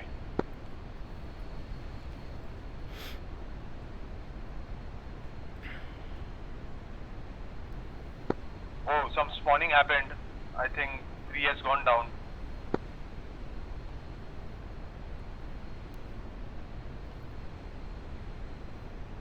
Alright, 2, is that you off my left wing? Sorry, 2, is that you off my left wing? Roger, this is 2 on your left. Alright, looks like we're rejoined. Alright, put us in an anchor turn in some direction here.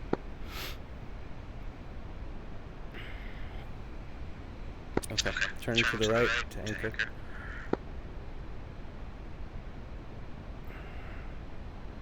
Pushing speed up to 200, going to set altitude at 11,000.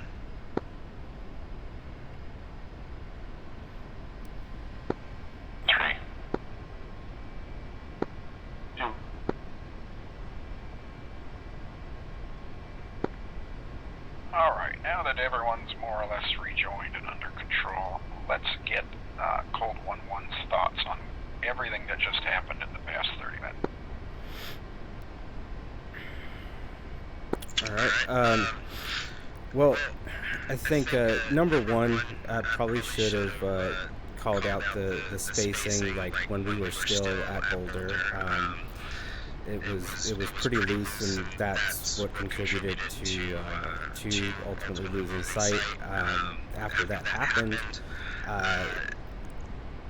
once rejoin was not imminent, probably should have started thinking of a creative way to get back, into the swing of things using some of the things we've already learned.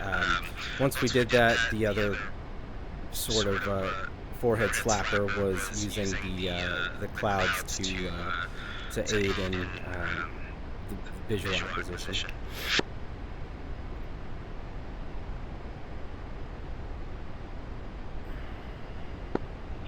What's your speed? Slowing down, it is at 230 right now. Slowing down. Okay, Colt 1-2, what's your impression? How did you get lost?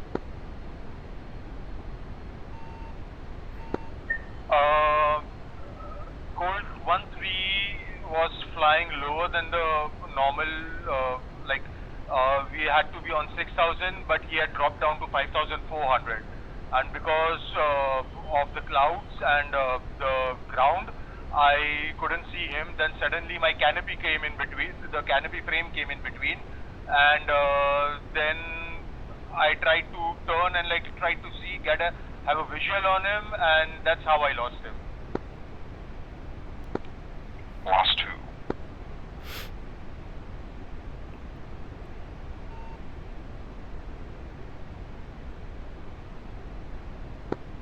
Who did you lose? Say again? Who did you lose visual on? I lost the vision on Colt 1-3.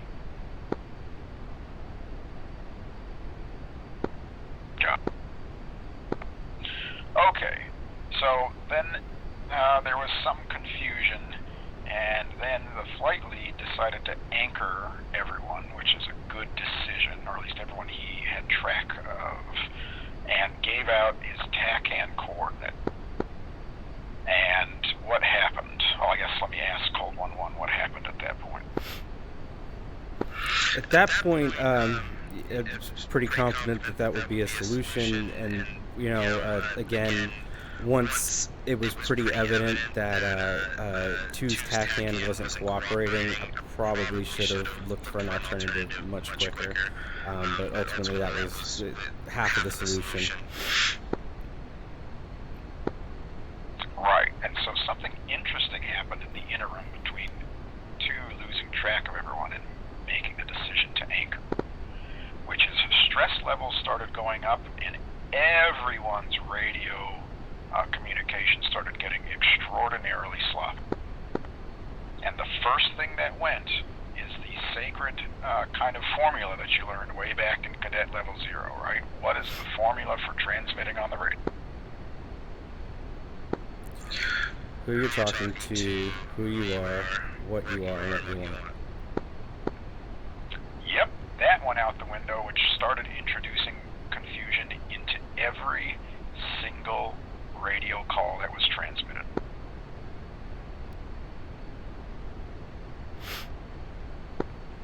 And I suspect 3 kind of saw that was happening because he shut up.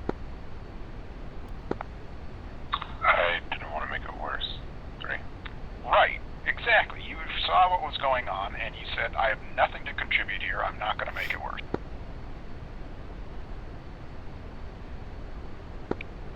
So, I guess the point of all that is when things start going sideways, if you get sloppy, more and more things go sideways, and really quickly you find yourself in a shit show and you have no idea how you got there, and you have therefore no idea how to get out of it. Understood. So, okay, so we anchored, which is fine, and then we used essentially the TACAN to provide a bullseye coordinate, which is really what you should do. The problem then is 3 is doing an inefficient maneuver where he's trying to get on the radio first and then move out in distance from the TACAN station. Those 2 maneuvers should be combined.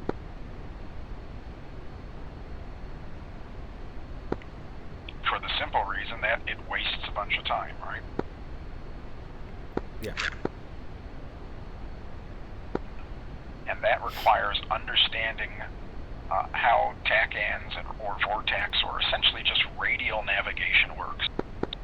And that is not the only time you're going to encounter that. When you get to air-to-air warfare and AIC is calling out bullseye coordinates, it's going to be the exact same thing. And if you don't know how to do that efficiently, and the adversary does, they're going to have a significant strategic and therefore energy advantage to you when you inevitably get to the MIRG. So here we're already building on basic skills. I mean, the radio skills at Cadet Level 0, the IFR TACAN skills at Cadet Level 2, and some of the visual skills at Cadet Level 1. We're going to get to that in a bit because the visual skills came into play when 3 got within visual range.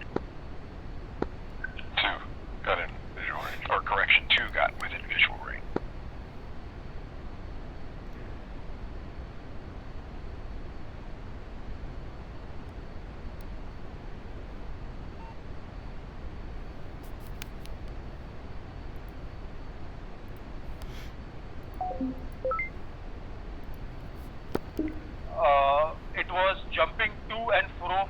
direction. The arrow was moving to and fro. Sometimes it was showing the distance, and other time it was blank, and it was like flipping up and down, up and down, up and down. Then when you told Colt 1-1 to like try another station, then when he gave me, and then the signal was stable. Now I don't know why it was fluctuating the first time, but the second time when it was stable and he gave me a bearing, I immediately intercepted the needle on that bearing, and I started giving my distant call out to Colt 1-1 so that I do not intercept him head on and have a separation with him, and I do not crash into him. So that is how I navigated.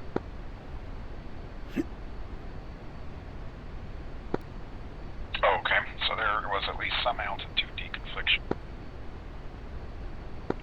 Okay. Yeah, so then, it was really like difficult. I had a visual on him, but then as I was turning, I was keeping an eye on him, and because of the clouds, again I lost him. The merge, and we both were asking each other, do we have visual on each other? Do you have visual on each other?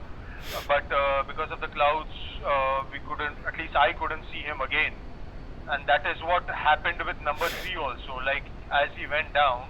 I was seeing him, he lost altitude while turning, and like the camouflage with the ground and his aircraft, I lost him when my frame came over his aircraft. And when I lost him, I started to turn and I tried to find him again, and I lost all 3 of you.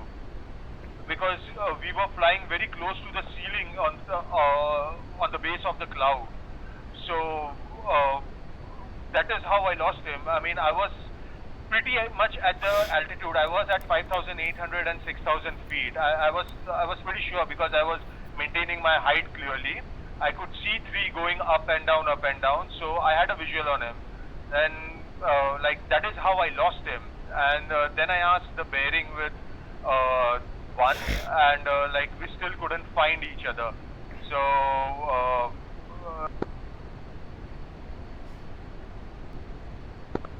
that's how it went. Right, so the visual merge had its problems for several reasons, but there's a lot of things that were happening that people probably aren't aware. So, once 2 was on the correct radio and his distance was increasing, so it seemed like the merge was happening. As I mentioned, the stress levels started to go down because it started to seem like things were getting better. And then, as the merge got close, it seemed like, he's reading out. He's at 49 nautical miles, and we're orbiting at 53. It sure seems like we should be able to see him. And so there was a search outside of the cockpit to see if you can see him. Obviously, that didn't go well. I actually had visual on him. And then just about 5 or 8 seconds later, 3 got visual on him. But the call out for where that was a little bit delayed. 3 eventually called it out about 4 seconds later that he's on our left at 9 o'clock, and by then he was already swinging back to the 8 and 7 o'clock position from 1's point of view. This is 3. I didn't realize he was head on to us, so I looked at him, and then I looked for lead and you to make sure I wasn't looking at one of you, and then when I looked back, he had changed position so much because he was coming straight at us. I fucked up the call. Correct. So, okay, let's talk about 2 things. Number 1 is what you did is the correct procedure because you should be looking for safety of flight first. The second thing is you were put in a difficult position, right? As you pointed out, you had no idea it was coming at you, and as a consequence, you couldn't predict what was happening. And that's not your fault, because what really should have happened for 2 different reasons is the rejoining aircraft should not have been up at 6,000 feet or 5,800. For the first reason, obviously, being safety of flight. But that second reason, which is the bloom effect, it's really difficult to see which direction the airplane is pointed and how quickly it's coming at you if it's pointed at you. If he had gone down to 4,000 or 3,000 feet, suddenly it's real easy to see which direction he's moving relative to you, and he is able to look up and see the direction of the orbit and figure out how to align himself to get into the appropriate rejoin while the lead is in an orbit. So the fact that that altitude difference was not there led to a bunch of visual problems exacerbated by the rain and the clouds and all the visual clutter. So I let that go on for about 3 or 4 minutes just so everyone felt the pain before I recommended, hey, why don't we solve at least the visual clutter part by going up above the cloud? Because it gives you this nice white blanket background with which to detect people in contrast, and human eyeballs are really good at figuring out where high contrast areas are. So, right, that seems like a good idea, and the one hidden trick there is transitioning through the cloud layer. So, as part of the ATIS, it told you what altitude the cloud layer started at and how thick it was, but no one took note of that, and so there wasn't a good idea about how thick this cloud layer was going to be. Simultaneously, I suspect everyone in the moment, but when they were in the cloud layer, realized how extraordinarily bad a situation it is to try to maintain close formation while you're in the cloud. So when you're transiting the cloud layer, you want to kick out the formation so everyone has space for safety of flight, and you want to transition through the cloud layer as expeditiously as possible, and in a predictable direction. So typically when you're in some orbit, we were in some left-hand turn, you'll roll the flight level on some heading 280 or whatever, and then climb or descend through the clouds until you're back on the other side of the cloud layer, and then you can resume your turn. Makes sense. Would it have been a smart idea to maybe point us away from the direction he's coming just to avoid exacerbating any other problems when we did that? Yeah, so we're going to talk a little bit about the direction he's coming, so we'll answer that in a bit. But any other questions about that general idea? I have one. To your point about using the clouds to aid in the visual, and I think you said this, but I actually, SRS kicked out on me. I had to rejoin. Would it have also worked if we got him much lower than us and we kind of stayed at about 7,000 where we're basically just kissing the clouds? Is that also easy enough for him to see us, or does that create an additional problem because of the rain? So yes, it allows him to see you at least better than you can see him, because there's a lot of visual clutter on the ground, and there's less clutter when he is looking at you with the clouds behind you. But being up here allows probably the best contrast in both directions. This is 3. The bottom of rain clouds are usually dark, as opposed to light. So being up here allows you to get out of the rain, it allows you to get into the clear sun, and it solves another problem, which is there's mountains and you're worried about slamming into them.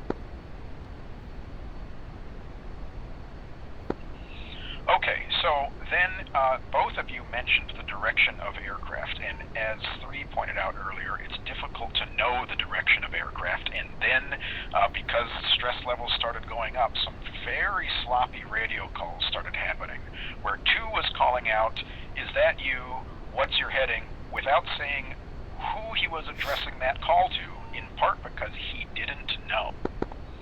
And behind that assumption, he saw an airplane. Behind that assumption, because he was transmitting on this TAC frequency, was the assumption that the airplane he saw is part of this flight. What if it wasn't? Whoever it was wouldn't have replied on the radio.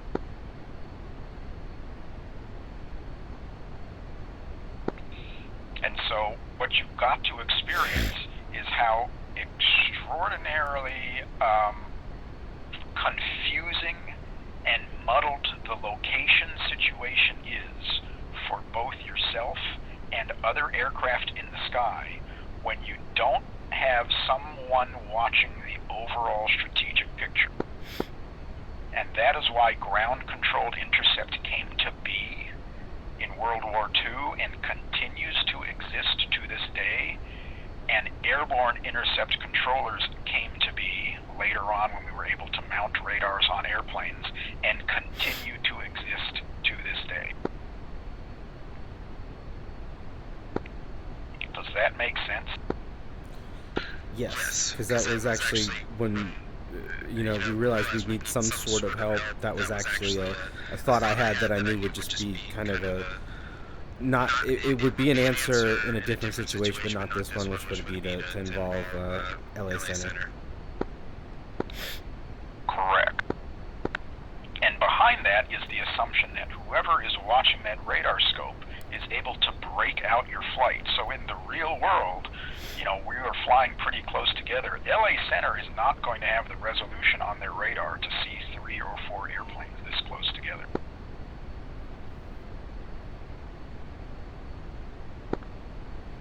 So the radar is aided by the transponder in the real world that gives a much more precise transponder response to the radar, which allows real air traffic control radars to break that out.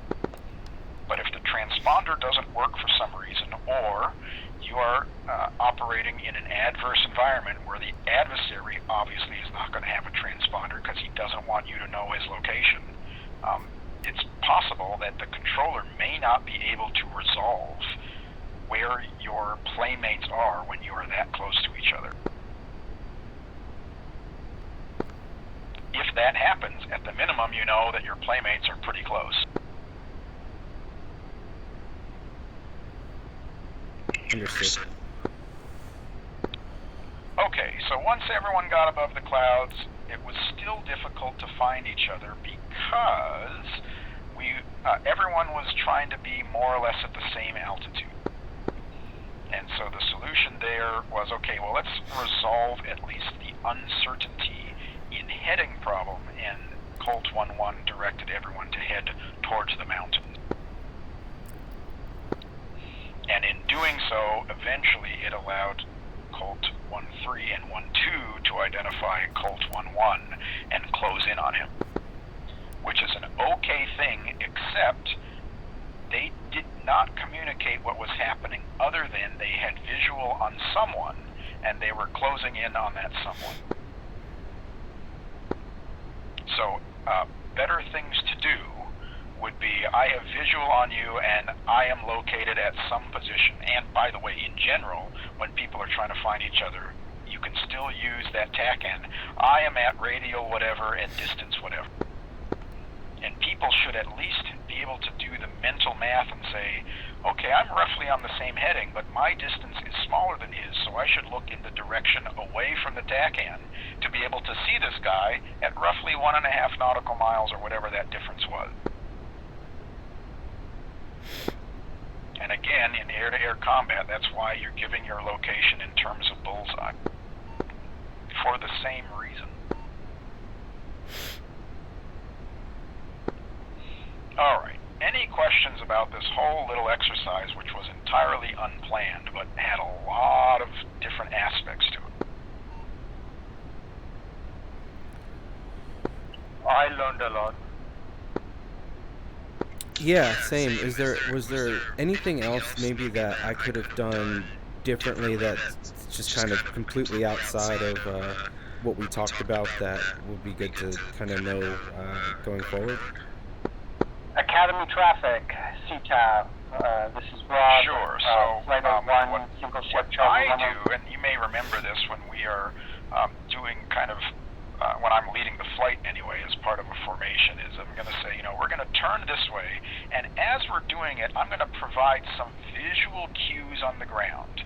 I'm going to say, look ahead, you can see that ridge, or down at our 12 o'clock, I've got some pond, or whatever it is, because in the event that someone loses track and whatever, and now they're not on the correct heading, they're not part of the turn, as I'm calling this stuff out, he can look out and say, oh, okay, I see a pond in the same direction that we were turning, and they're reporting it on 12 o'clock, so I have some good idea of not only that guy's heading, but his position. And it allows that guy to get pointed in the right direction quickly, and then probably speeds up his visual reacquisition of the flight. All right, and then another question I had was going way back to before we even lost 2, kind of swapping 2 and 3 out. I realized, especially when things started going wrong, that we were mixing up radio calls. I think at one point one of them kind of even confused their own number. Was that probably not the brightest idea, even forgetting about what happened with losing 2? Yeah, so things like that, you know, you reordered everyone without renumbering them leads to confusion, and then throwing more confusion on top of that is the lack of radio discipline started to destroy that situational awareness picture for everyone. Okay, and to that end, would they would be reordered? Is that correct? 2 would become 3, and vice versa. It depends on what you intended to do, but it seemed like what you wanted to do is to make a long-term change, long-term being longer than about 3 or 4 minutes, so it makes sense to just renumber them at that point. Gotcha. Yeah. And then I guess then building on that would be if, let's say, there was a long-term change, if they were making a call to, like, say we split up for landing, would they retain that when they made their call, the radio call to a tower, or do they keep their original? So tower has no idea that has happened. So I mean, the fact that all tower cares about is these 4 aircraft that I've got are operating together. Okay, so I was kind of tying that to what you were saying about a transponder, because I'm sure that they wouldn't change that, obviously. So if somebody else was tracking them, if that would lead to confusion outside of our flight communication, swapping up the numbers. That is an excellent question. So typically what's going to happen with the transponder issue is when you're operating as a flight, the flight lead's going to run the transponder and everyone else is going to turn it off. Oh, okay. I guess that solves that. And then if for whatever reason air traffic control is telling you to break up the flight and take spacing, they will give transponder numbers to all the other aircraft. Understood. Or they'll take their original transponder numbers, but still, air traffic control probably is not going to address them by whatever call sign name you have. They're going to address them by something else. Yeah, for example, in the case of the carrier, they're going to address you by the number on the side of your aircraft. Hey guys, you just spawned out of the sky, man. Suddenly everybody's disappeared.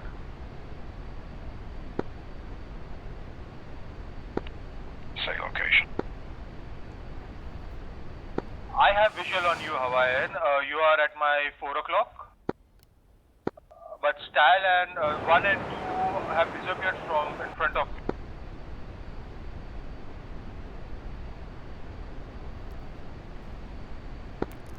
Well, Ace to Vale's disconnected.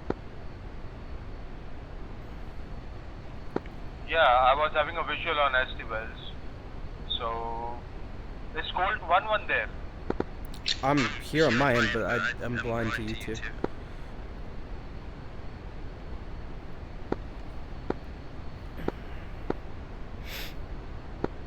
We're up at radio 130 for 66 nautical miles. Confirm. I'm at 59. Yeah, we're heading 250 at 12,000.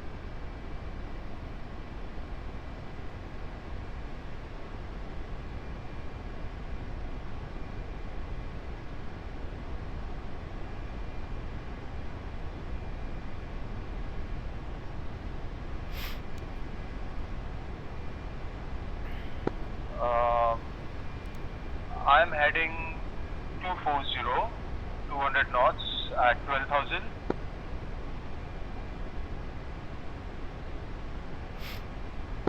I have a visual on 1 aircraft on my 5 o'clock. This is 2.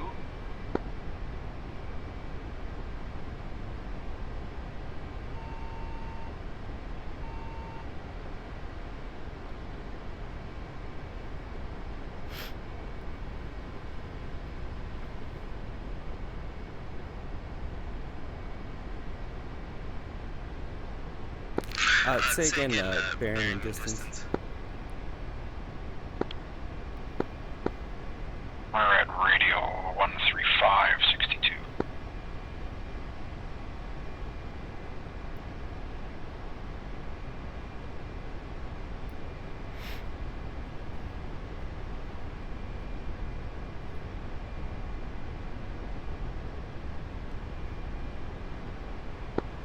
Still heading 270.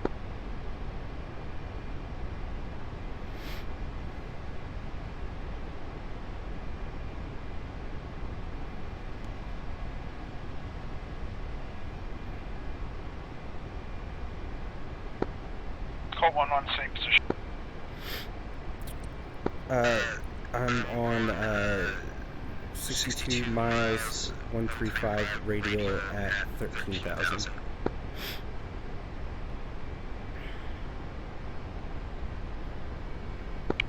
Say it. Heading 180, turning to 270.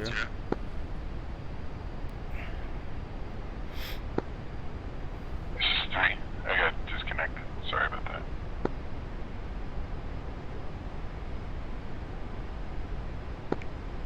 Call 12, turn left 90 degrees. Turning to 070, turning left.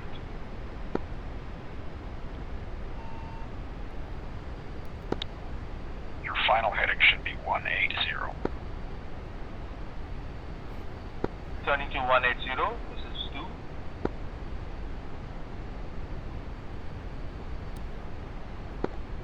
Alright, based on that offset, you should find call 11 somewhere off at about our 10 or 11 o'clock.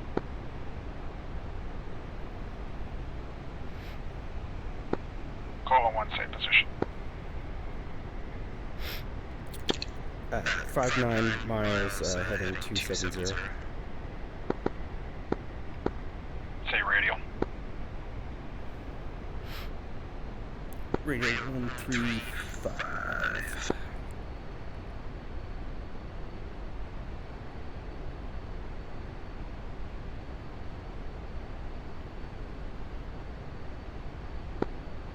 Alright, call 11 should be off to our right turn, right heading 270.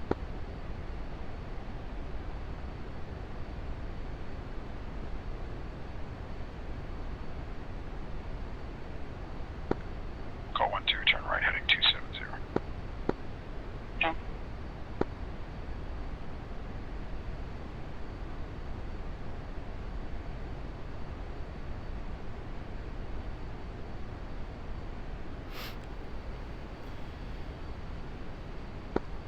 Call 11, same position. 55 miles, heading 270. Say radial.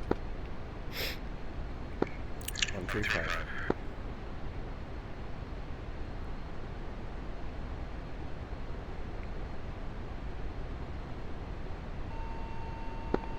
And you're at 55 nautical mile.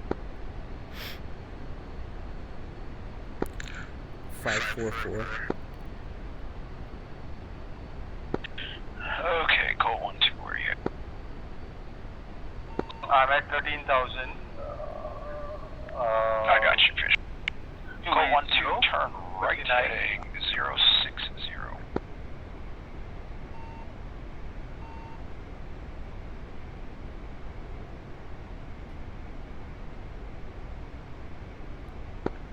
Call 12, turn right heading 060. Turn right heading 060.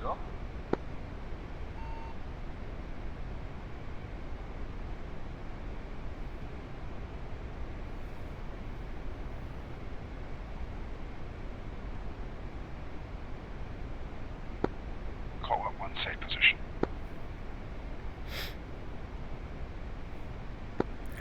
Uh, 515 miles, or 51 miles, same radial, heading 270.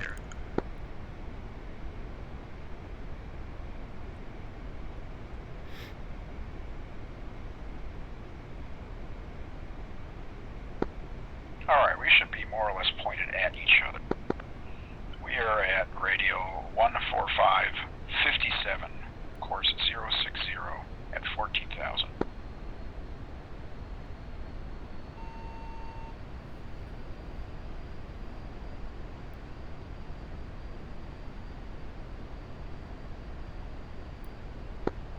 Say again.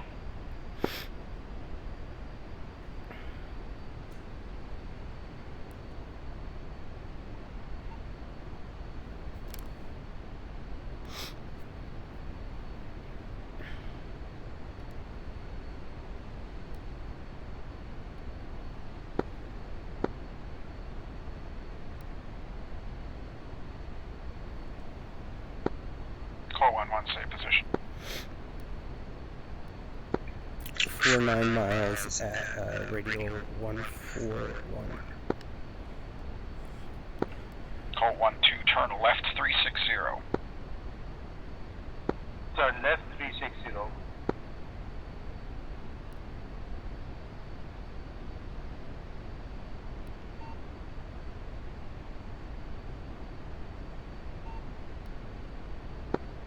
Call 1-1, say distance to TACAN. 48.7. Call 1-1, turn course 180. Say again. Turn course 180. 1.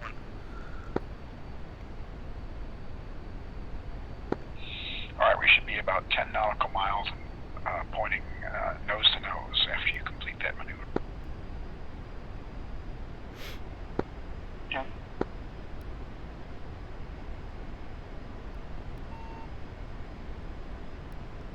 Tuesday altitude.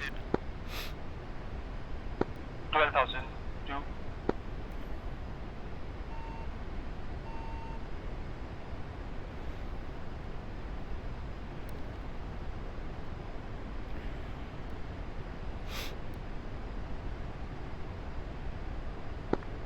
Call 1-2, say position. Hold 1-2, heading 360, 55 nautical miles, 12,200. Say rate. Hold 1-2, 360, 55 nautical miles, 12,000. Say radio for your TACAN.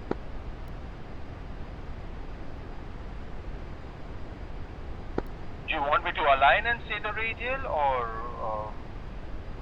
Oh, radial is 360. What is the bearing from the TACAN station to you?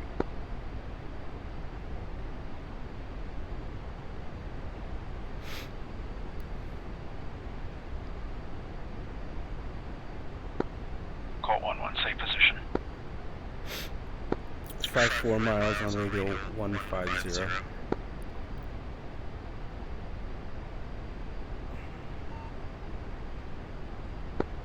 I am on Call radial 1-1, 310, turn left 53 heading nautical 080. miles.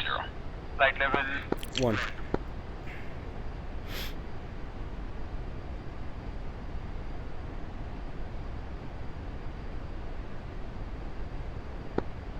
Call 1-2, turn left, course 260. turn left goes 260, hold 2. Call 1-1, say altitude. 13,000.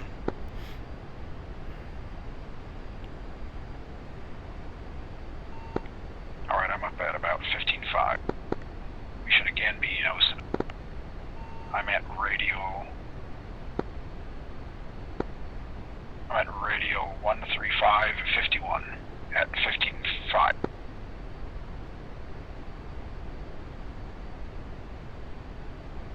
One 135. Say again. Radio 13551. Now 50 nautical miles. 15,500.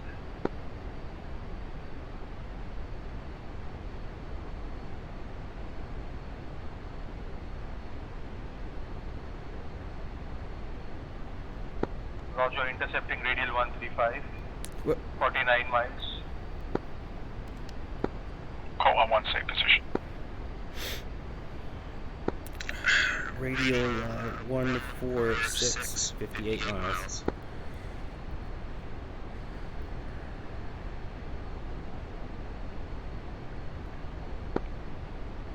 111, turn heading 340. 1.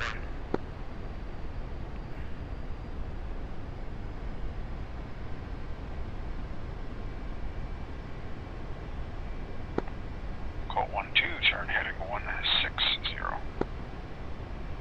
Turn heading 160. Say your distance, please. 58.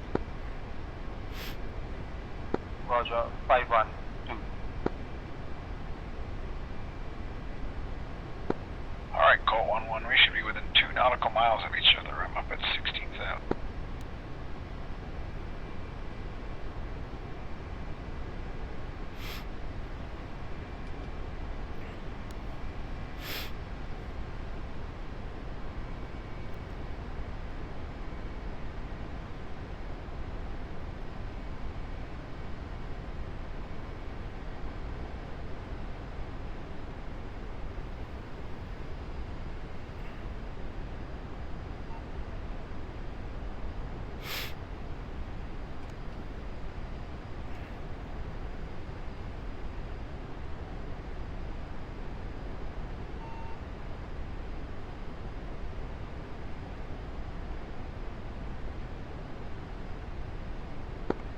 Colt 11, tally.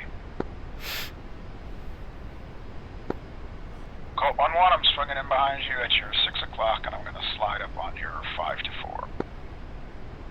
1. Colt 12, turn right heading 300. Turn right heading 300.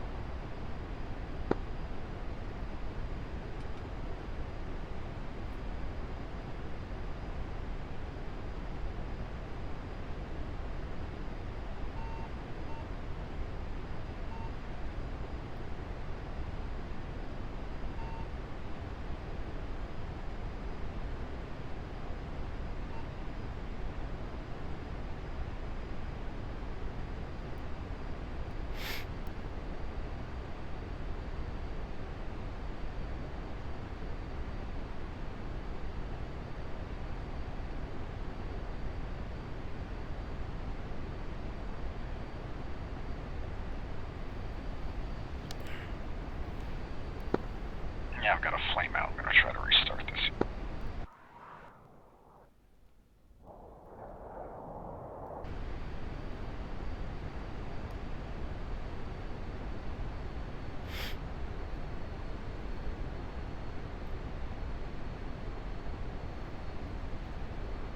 This is Colt 2 heading 300, 13,200 knots. 4 nautical miles.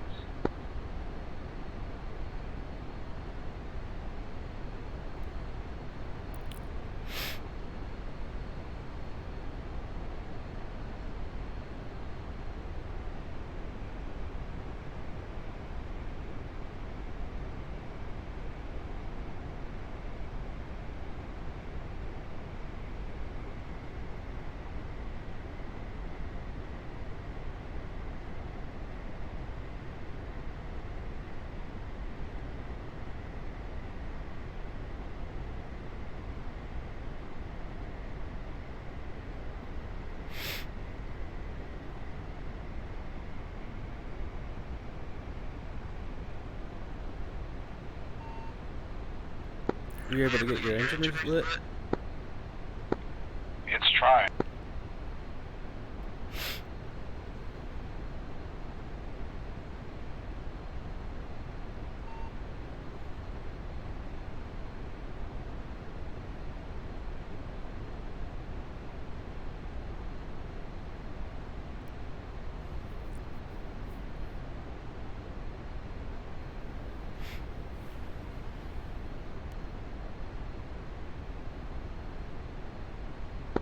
Colt 11, request position update.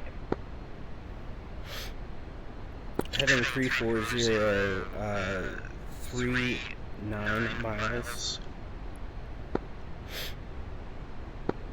2.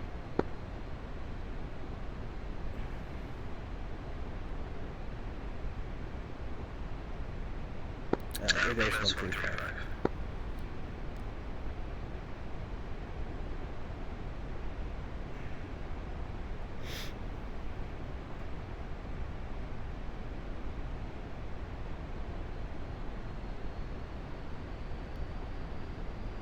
I'm maintaining heading 300 at 13,000,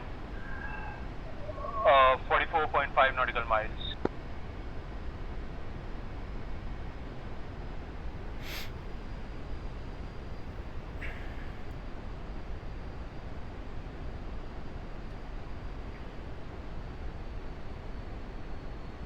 Cold 1-1, this is Cold 1-2. Are we intercepting?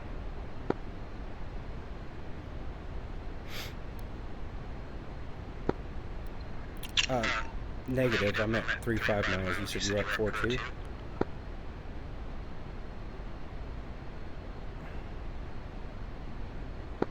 Roger. So you're going to land at the airport, or what? I mean, are we making a formation and going back, or like we are on our own? Ryan, should we wait on you or kind of get ourselves back? You can get yourselves back. I don't know what's going on with my engine relay procedure here. Understood. Colt 2, anchor at 12,000 and stay position. Cold 2, this is anchoring at 39 nautical miles, 13,000. Give me the radio. 135.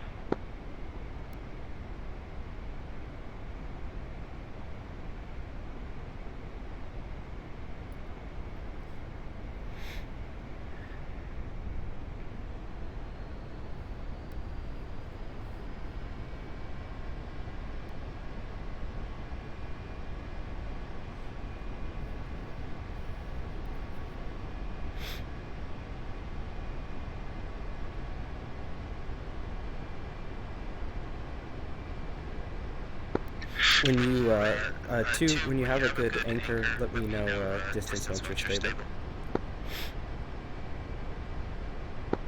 Say again, Cold 1.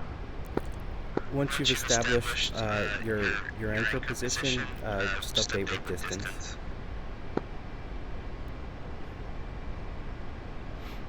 I am at the anchor position, 40 nautical miles.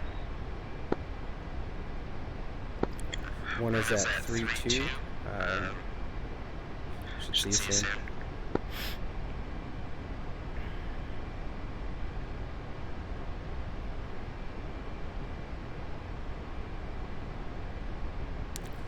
One is climbing to 16,000 to make sure I can see you against the clouds.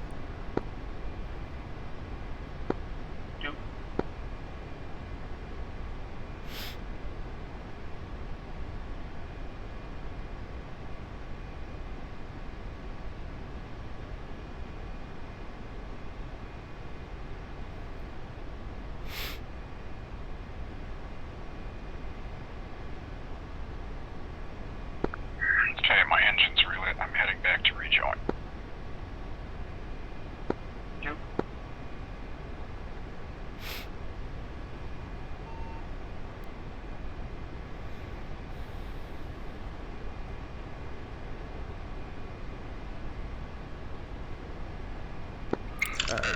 Approximately 2 miles from your position, too.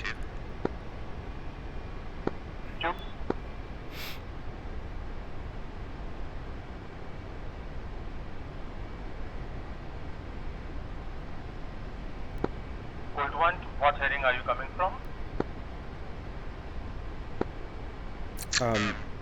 I'd be coming from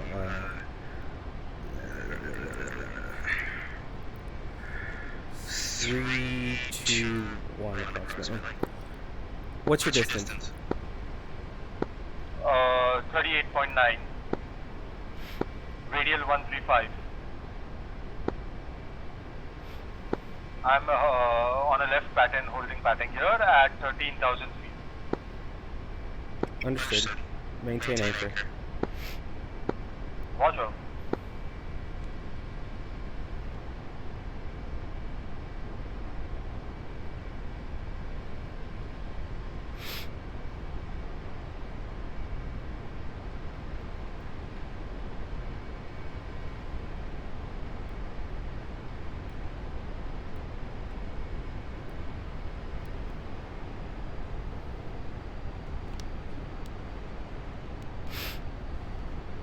2, say distance. 36.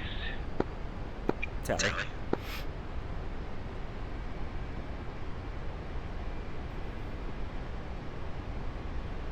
Say airspeed.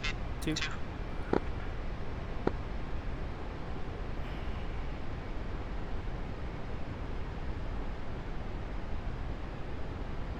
Two, say airspeed. 220.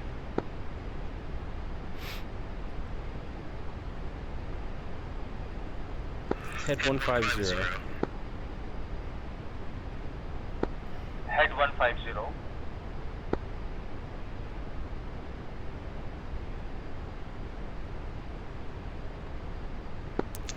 Ryan, should we continue to anchor here to wait for you? Yeah, I'll be there in about 2 minutes. 1.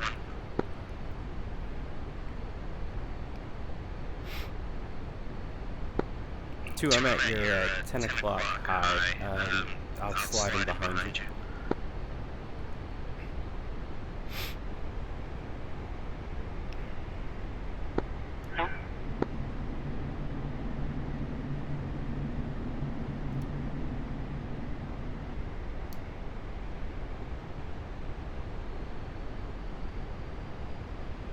Maintaining 210, 13,000. Heading 120.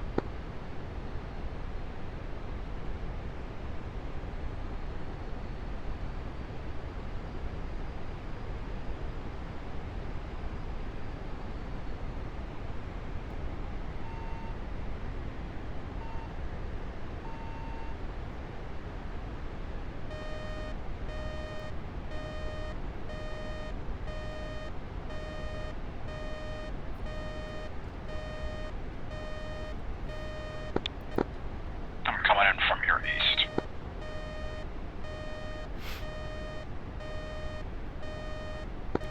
I'm up at 14,000. Well, when it rains, it pours. I've got oil pressure and generator warning lights on.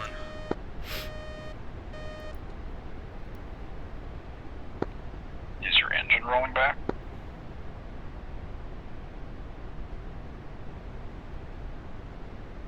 Yeah, I've flame out. 2, I'm at your 5 o'clock.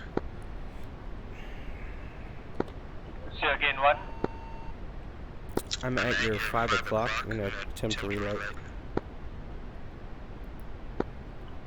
Roger, have visual on you 1. This is 2. I have tally on you.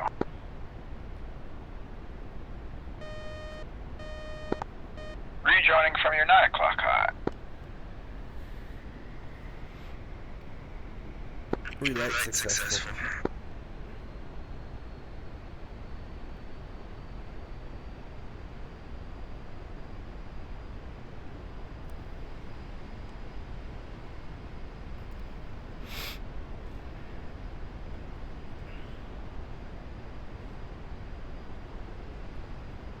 Who'd have thunk? We got to do it again. Alright, I'm on your 3 o'clock.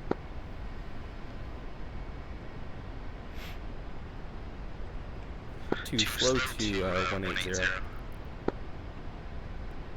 Slow to 180. 2.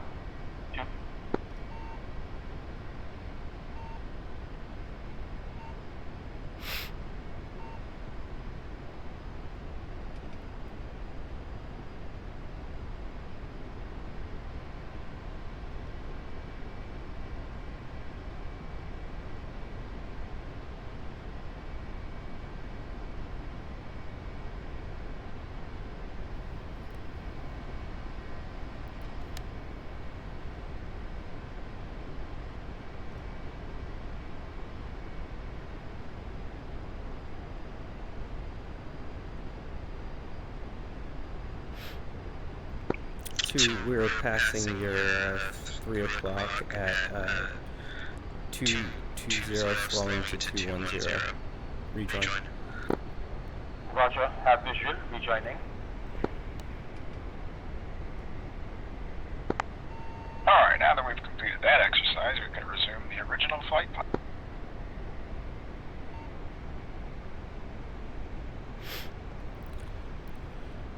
I'm actually either gonna have to take us back in, or Hawaiian, you're gonna have to take over because I've got to run soon.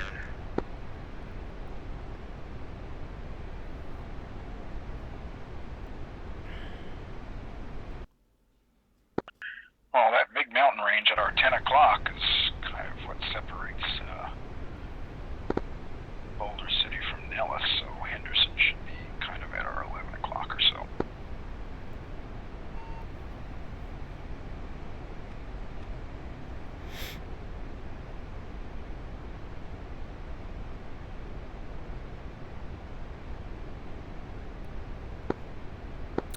Yep, tune to Telecam 114, 5-8 miles, heading 80.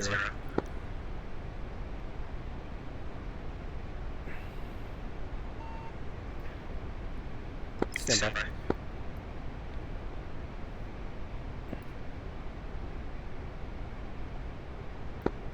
Engine on fire, this is 2.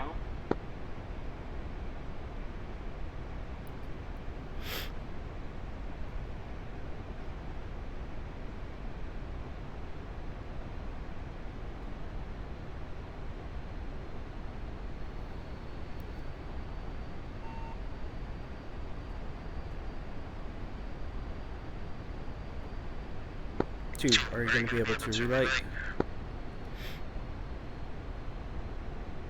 Yep, successfully relighted the engine. What heading are you heading to? Just let me know because I have fallen back. Just tell me the heading, I'll catch up with you and you slow down the speed to 180. Make heading 80. Heading 80, 12,000.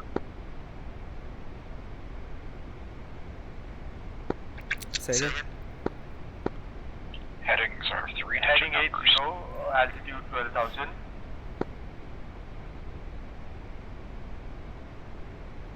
Make heading 080. Heading 080.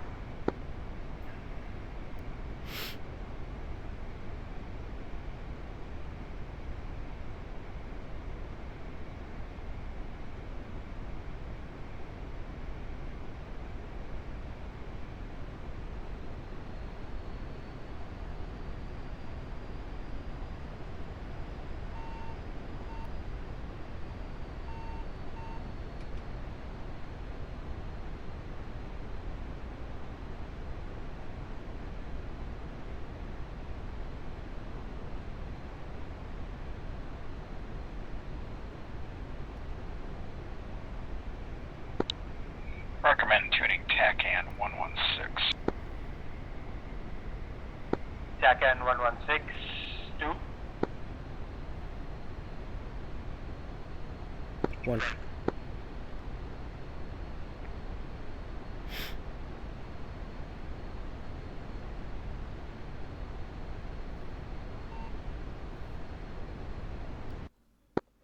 This is 235. Heading 080.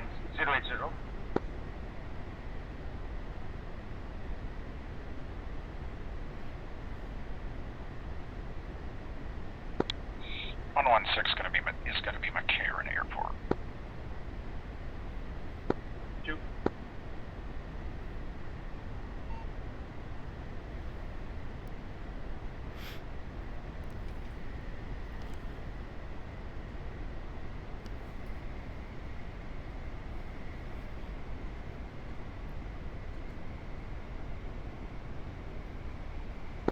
Two, safe position.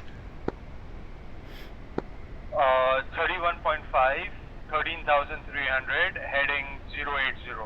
Do you have us in sight? Negative. Say your altitude. 11,800.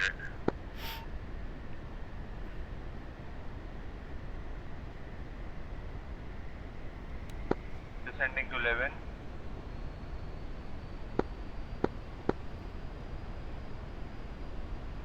What's your distance? 1? 295. Oh, you should spot me. I am on top of you. I am 28. 12,000.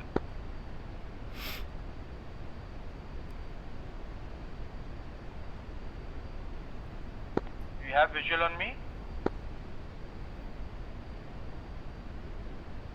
One is blind.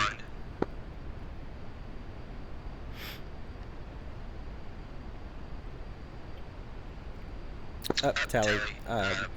You are at my 11 o'clock.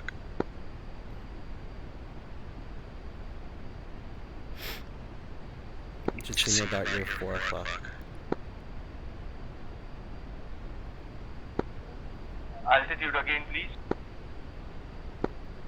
12.5.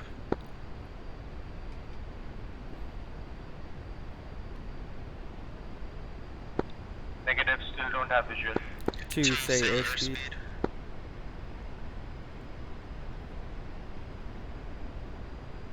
2, say airspeed. 250. Slow to 210, maintain heading. Slowing to 210. We'll come to you. Roger. 2.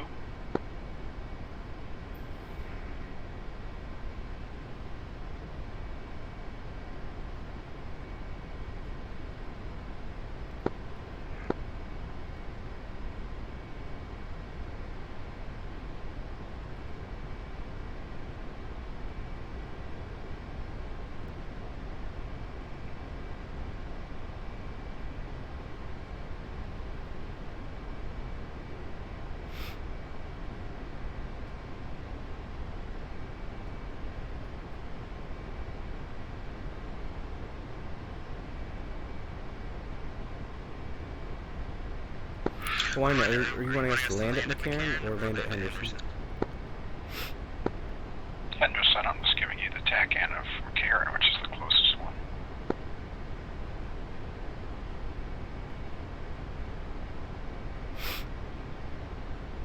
Two, slow to 180. Slow to 180.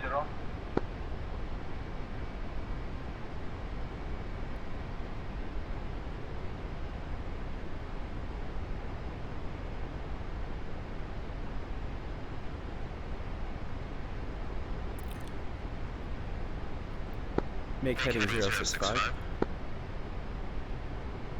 Heading 065, 11,000, 180.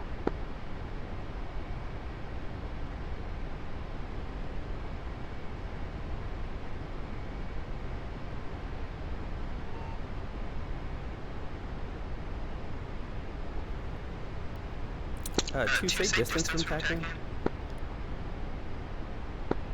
14.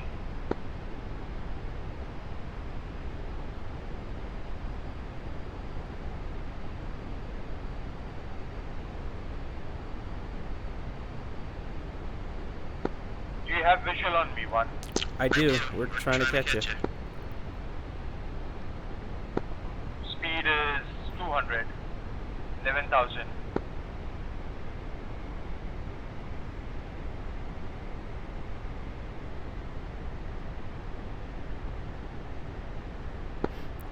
Speed's time. Say again? Reducing to 180. 2. 2, make heading 180. Make heading 180. 2.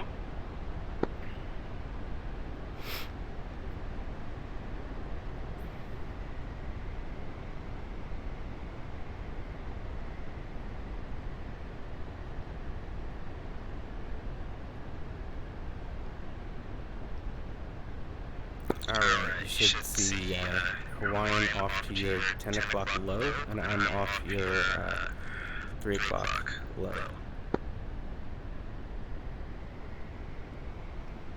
Correction, 4 o'clock. Roger, have visual.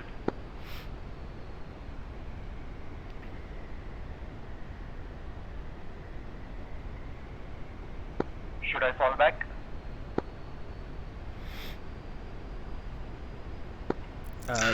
Yeah. Roger, reducing speed to 180.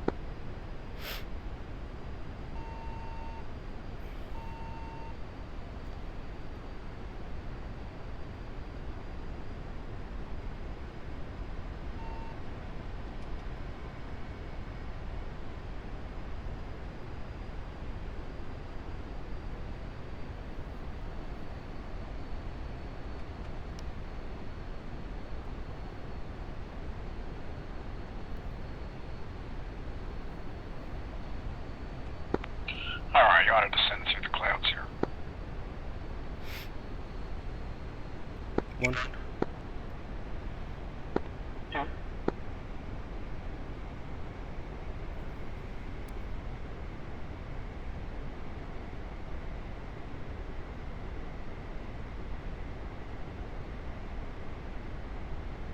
Alright, make sure to maintain heading. Descend, gonna level off at 6,000. Descend and level of 6,000. Maintain, say heading please.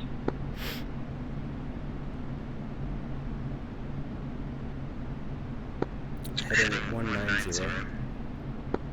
Heading 190 to.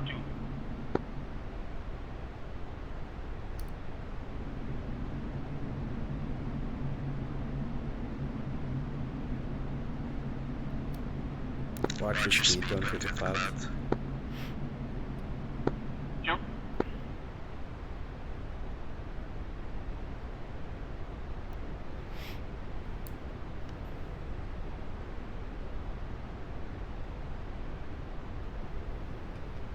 To watch descent rate as well, there's some mountains at about 4,000 feet when you poke through.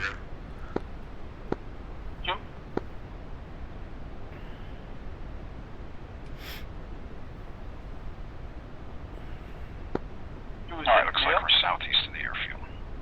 Correction, southwest of the airfield. Have visual on 1, 2.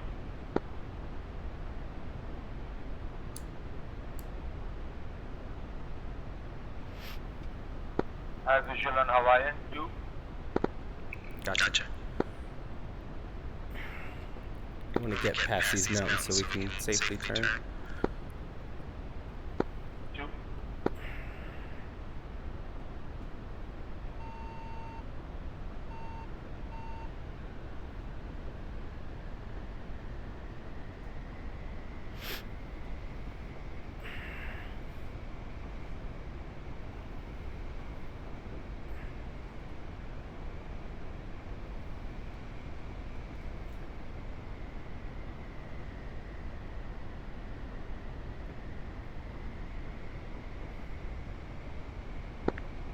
Where are we going? I was trying to get us by these mountains, so just to make sure we're all safe when we turn. Probably being a little too conservative. We're 22 nautical miles away from McCarran. Isn't Henderson like 6 nautical miles away?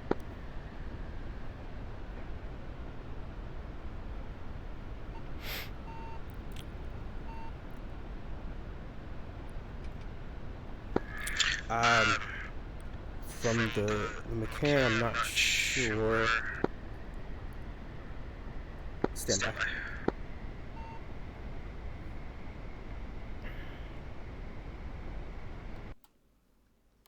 One, increase your speed is falling.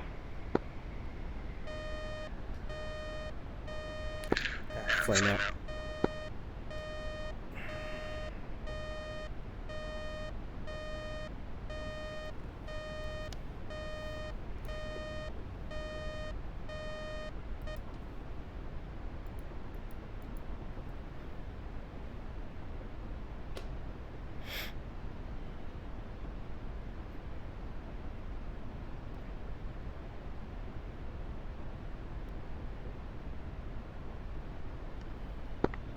We have lost line of sight to the McCarran TACAM.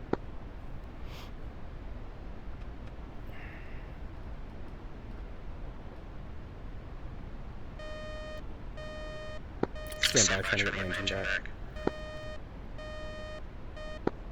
Yep.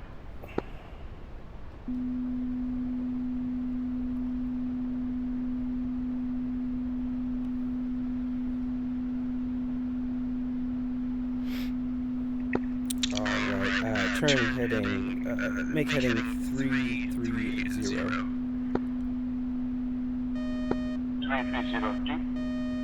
Increase your speed 1. It's engine's dead again.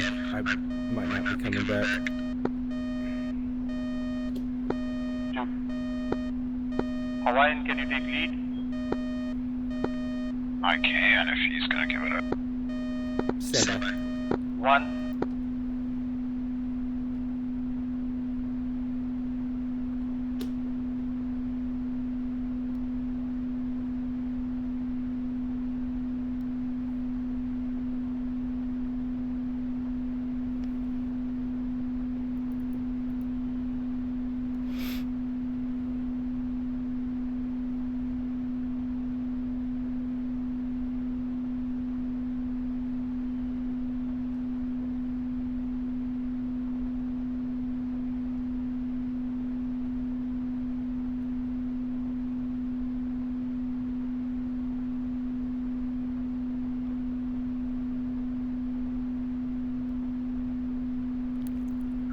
Alright, have a relight tentatively, see if it holds.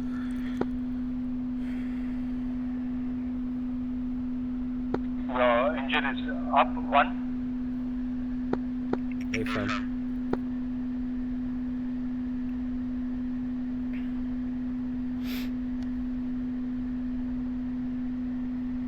Gonna kind of baby it. We need to make heading 60 or 060. Correction.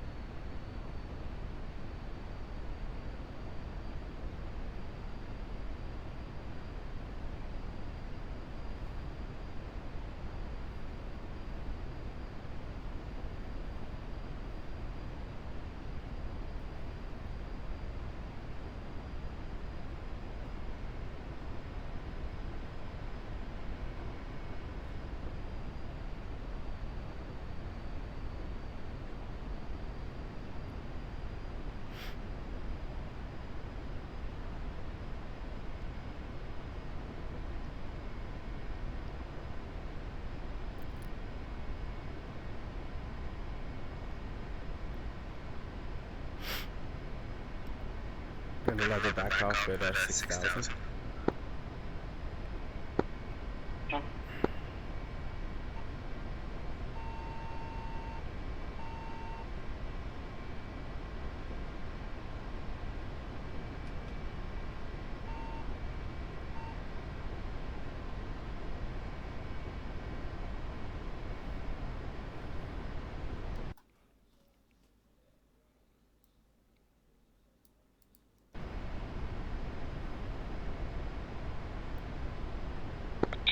Alright, we've acquired the TACAN again.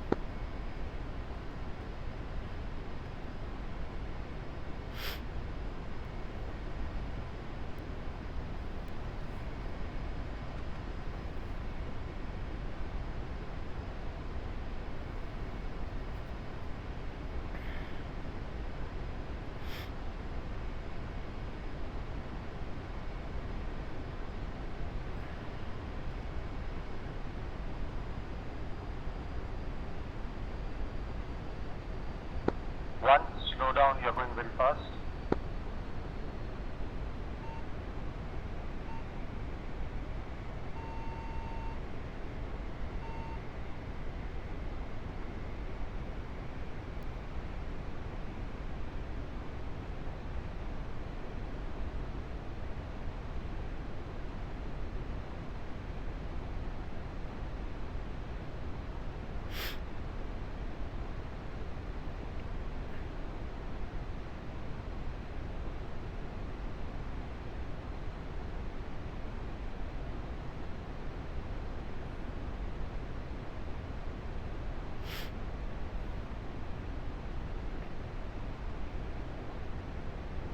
Alright, gonna make a gentle left turn.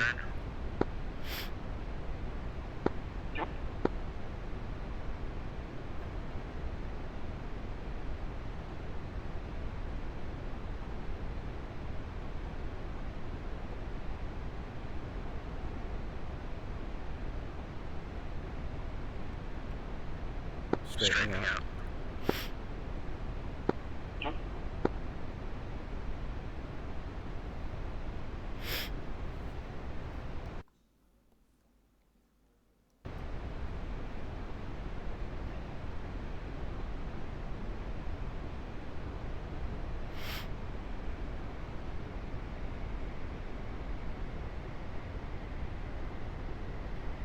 Should be about 10 miles, a little west from Henderson.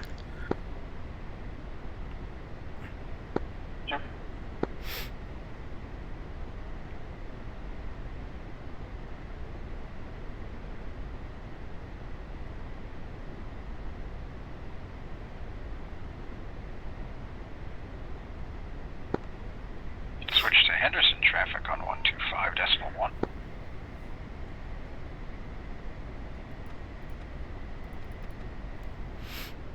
One.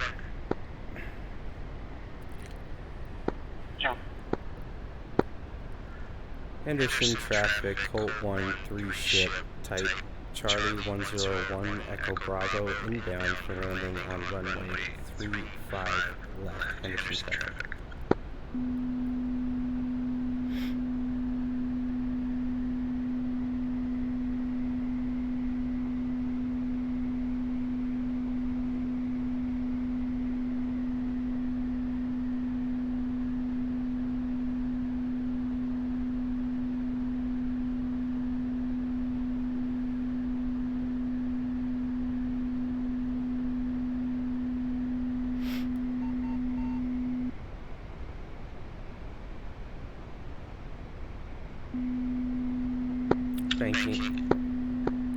Banking slightly left to set us up a little bit better for the downwind.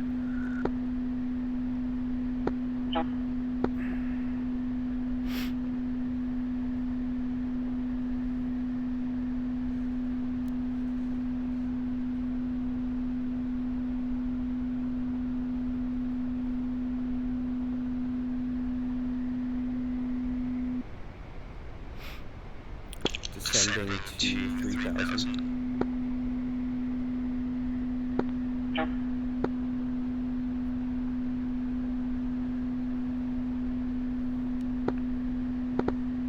You're aware the airfield altitude's 2,500.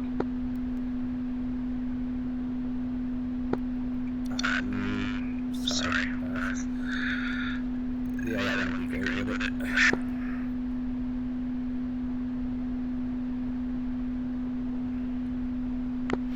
Correction, descending to 4,000.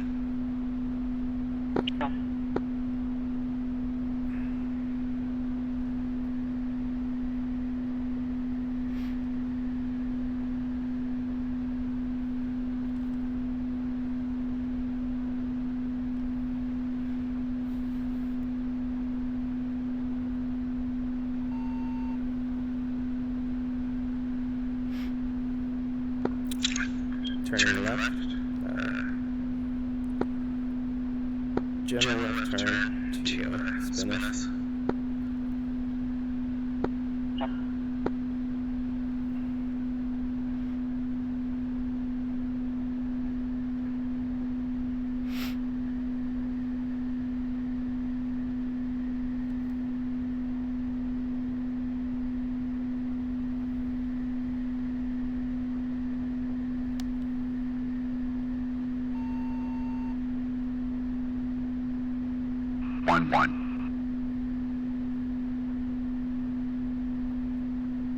Springfield 1-1. Fly heading 165, Fort 12, QFE 27.33, runway 35, to pass altitude.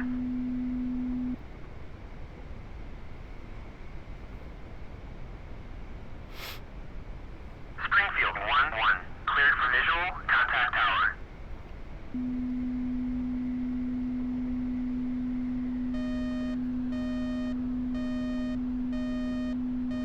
When I swing out.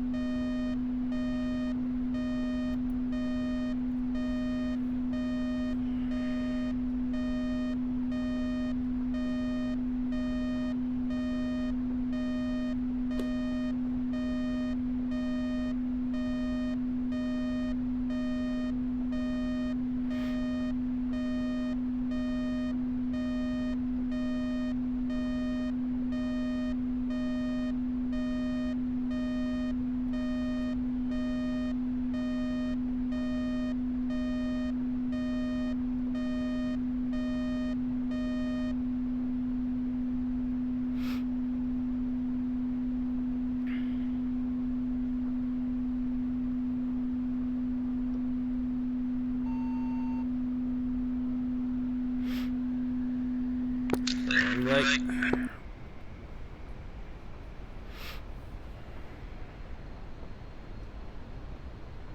Say again. I have relight.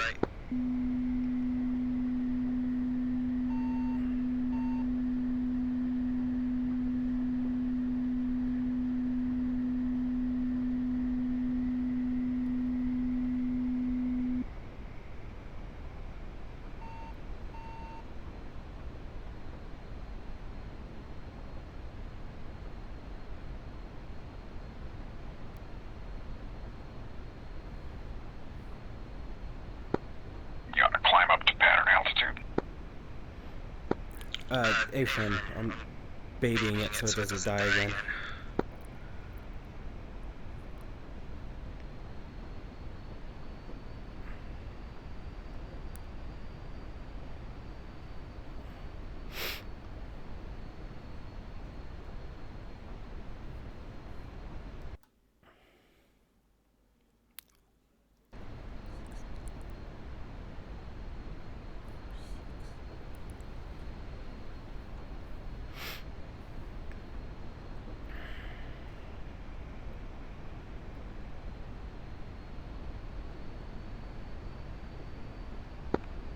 When do you want to turn to base?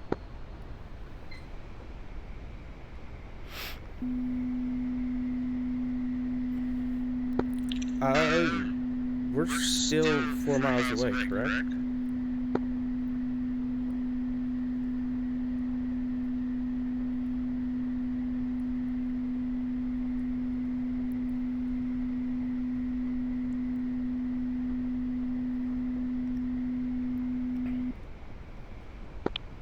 You have visual at the field?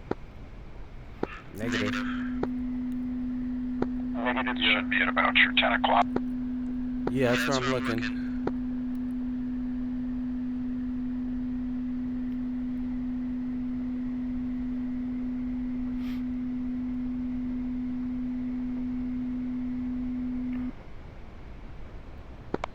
Should be almost on your nose.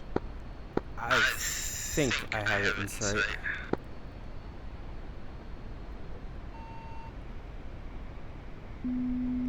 One engine is acting funny, can die anytime. No idea what's wrong. Generator is lighting up. A caution. Warning panel. Okay, let's separate for landing.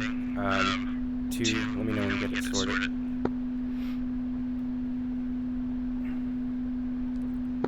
Engine dead. 2 reigniting.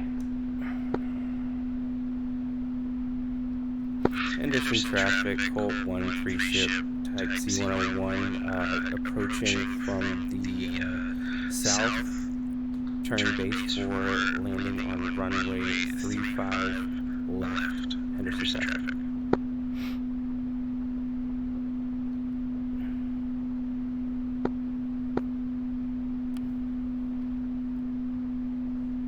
One engine reignited successfully. Have power. Following you.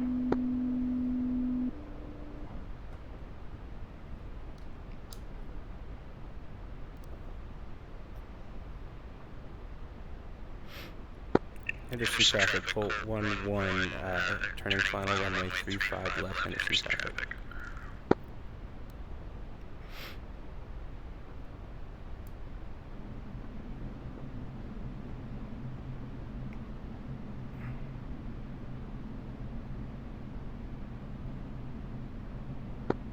One, I'm going to do an overhead pass. That was a very short final. Can't make it. And he forgot to split the flight and take spacing for land. I made that call. Did I not say it correctly?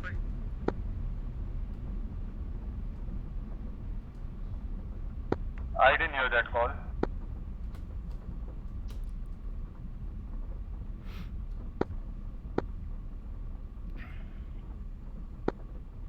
Did you hear that call? No, he said he didn't, so hold on 1 second.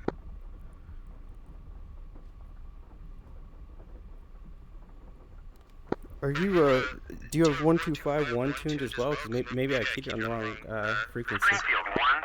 Taxi area.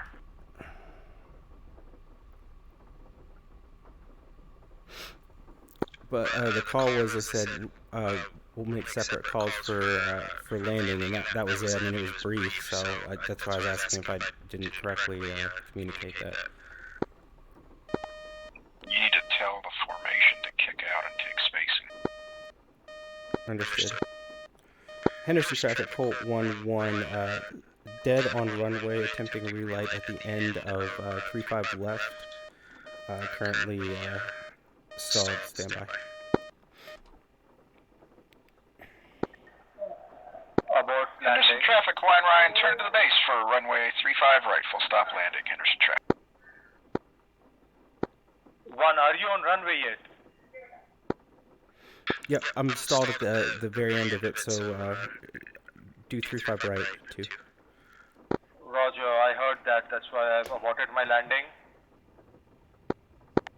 Henderson traffic, Hawaiian Ryan, turning to the final runway 35 right, full stop landing. Springfield 1-1. Check landing gear. Wind 038 at 3 meters per second. Runway 35.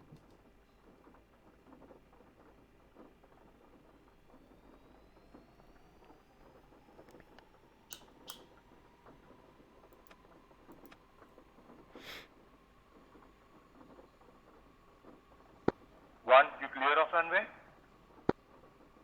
Negative.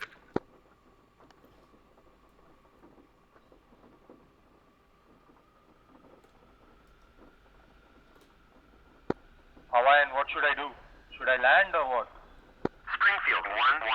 Clear to taxi to runway 35. Path 2. Henderson traffic, Colt 1-1, cleared active runway. All around, runway occupied. 2 unclear. Springfield 1-1. Clear to taxi to runway 35. Path 2.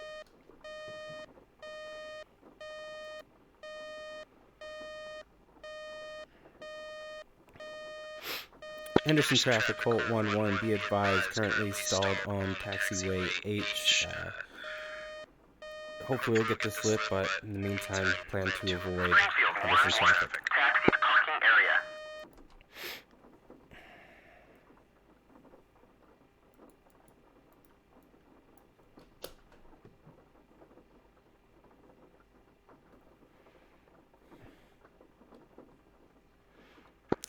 When you get parked, I'm going to need you to hop out and help push. 2. Henderson traffic, Hawaiian Ryan, clear of runway 35 right.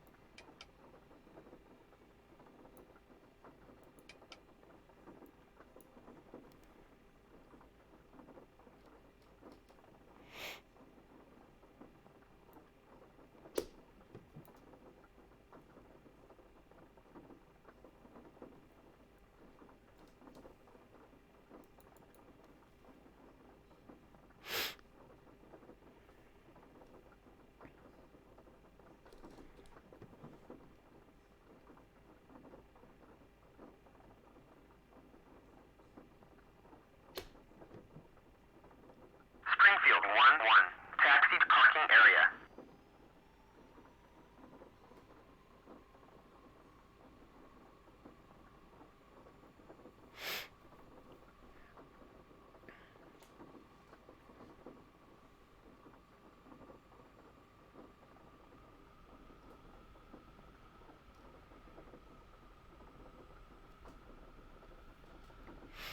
Springfield 1-1. Clear to taxi to runway 35. Path 2.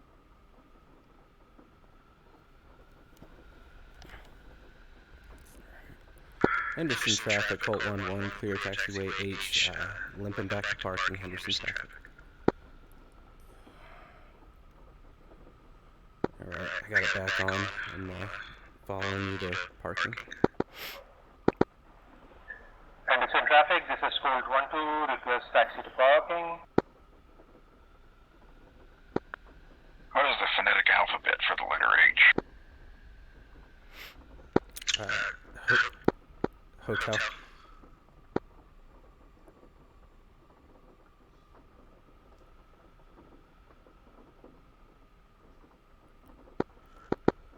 Henderson traffic, Colt 1-1, clear of taxiway hotel, taxiing back to parking, Henderson traffic.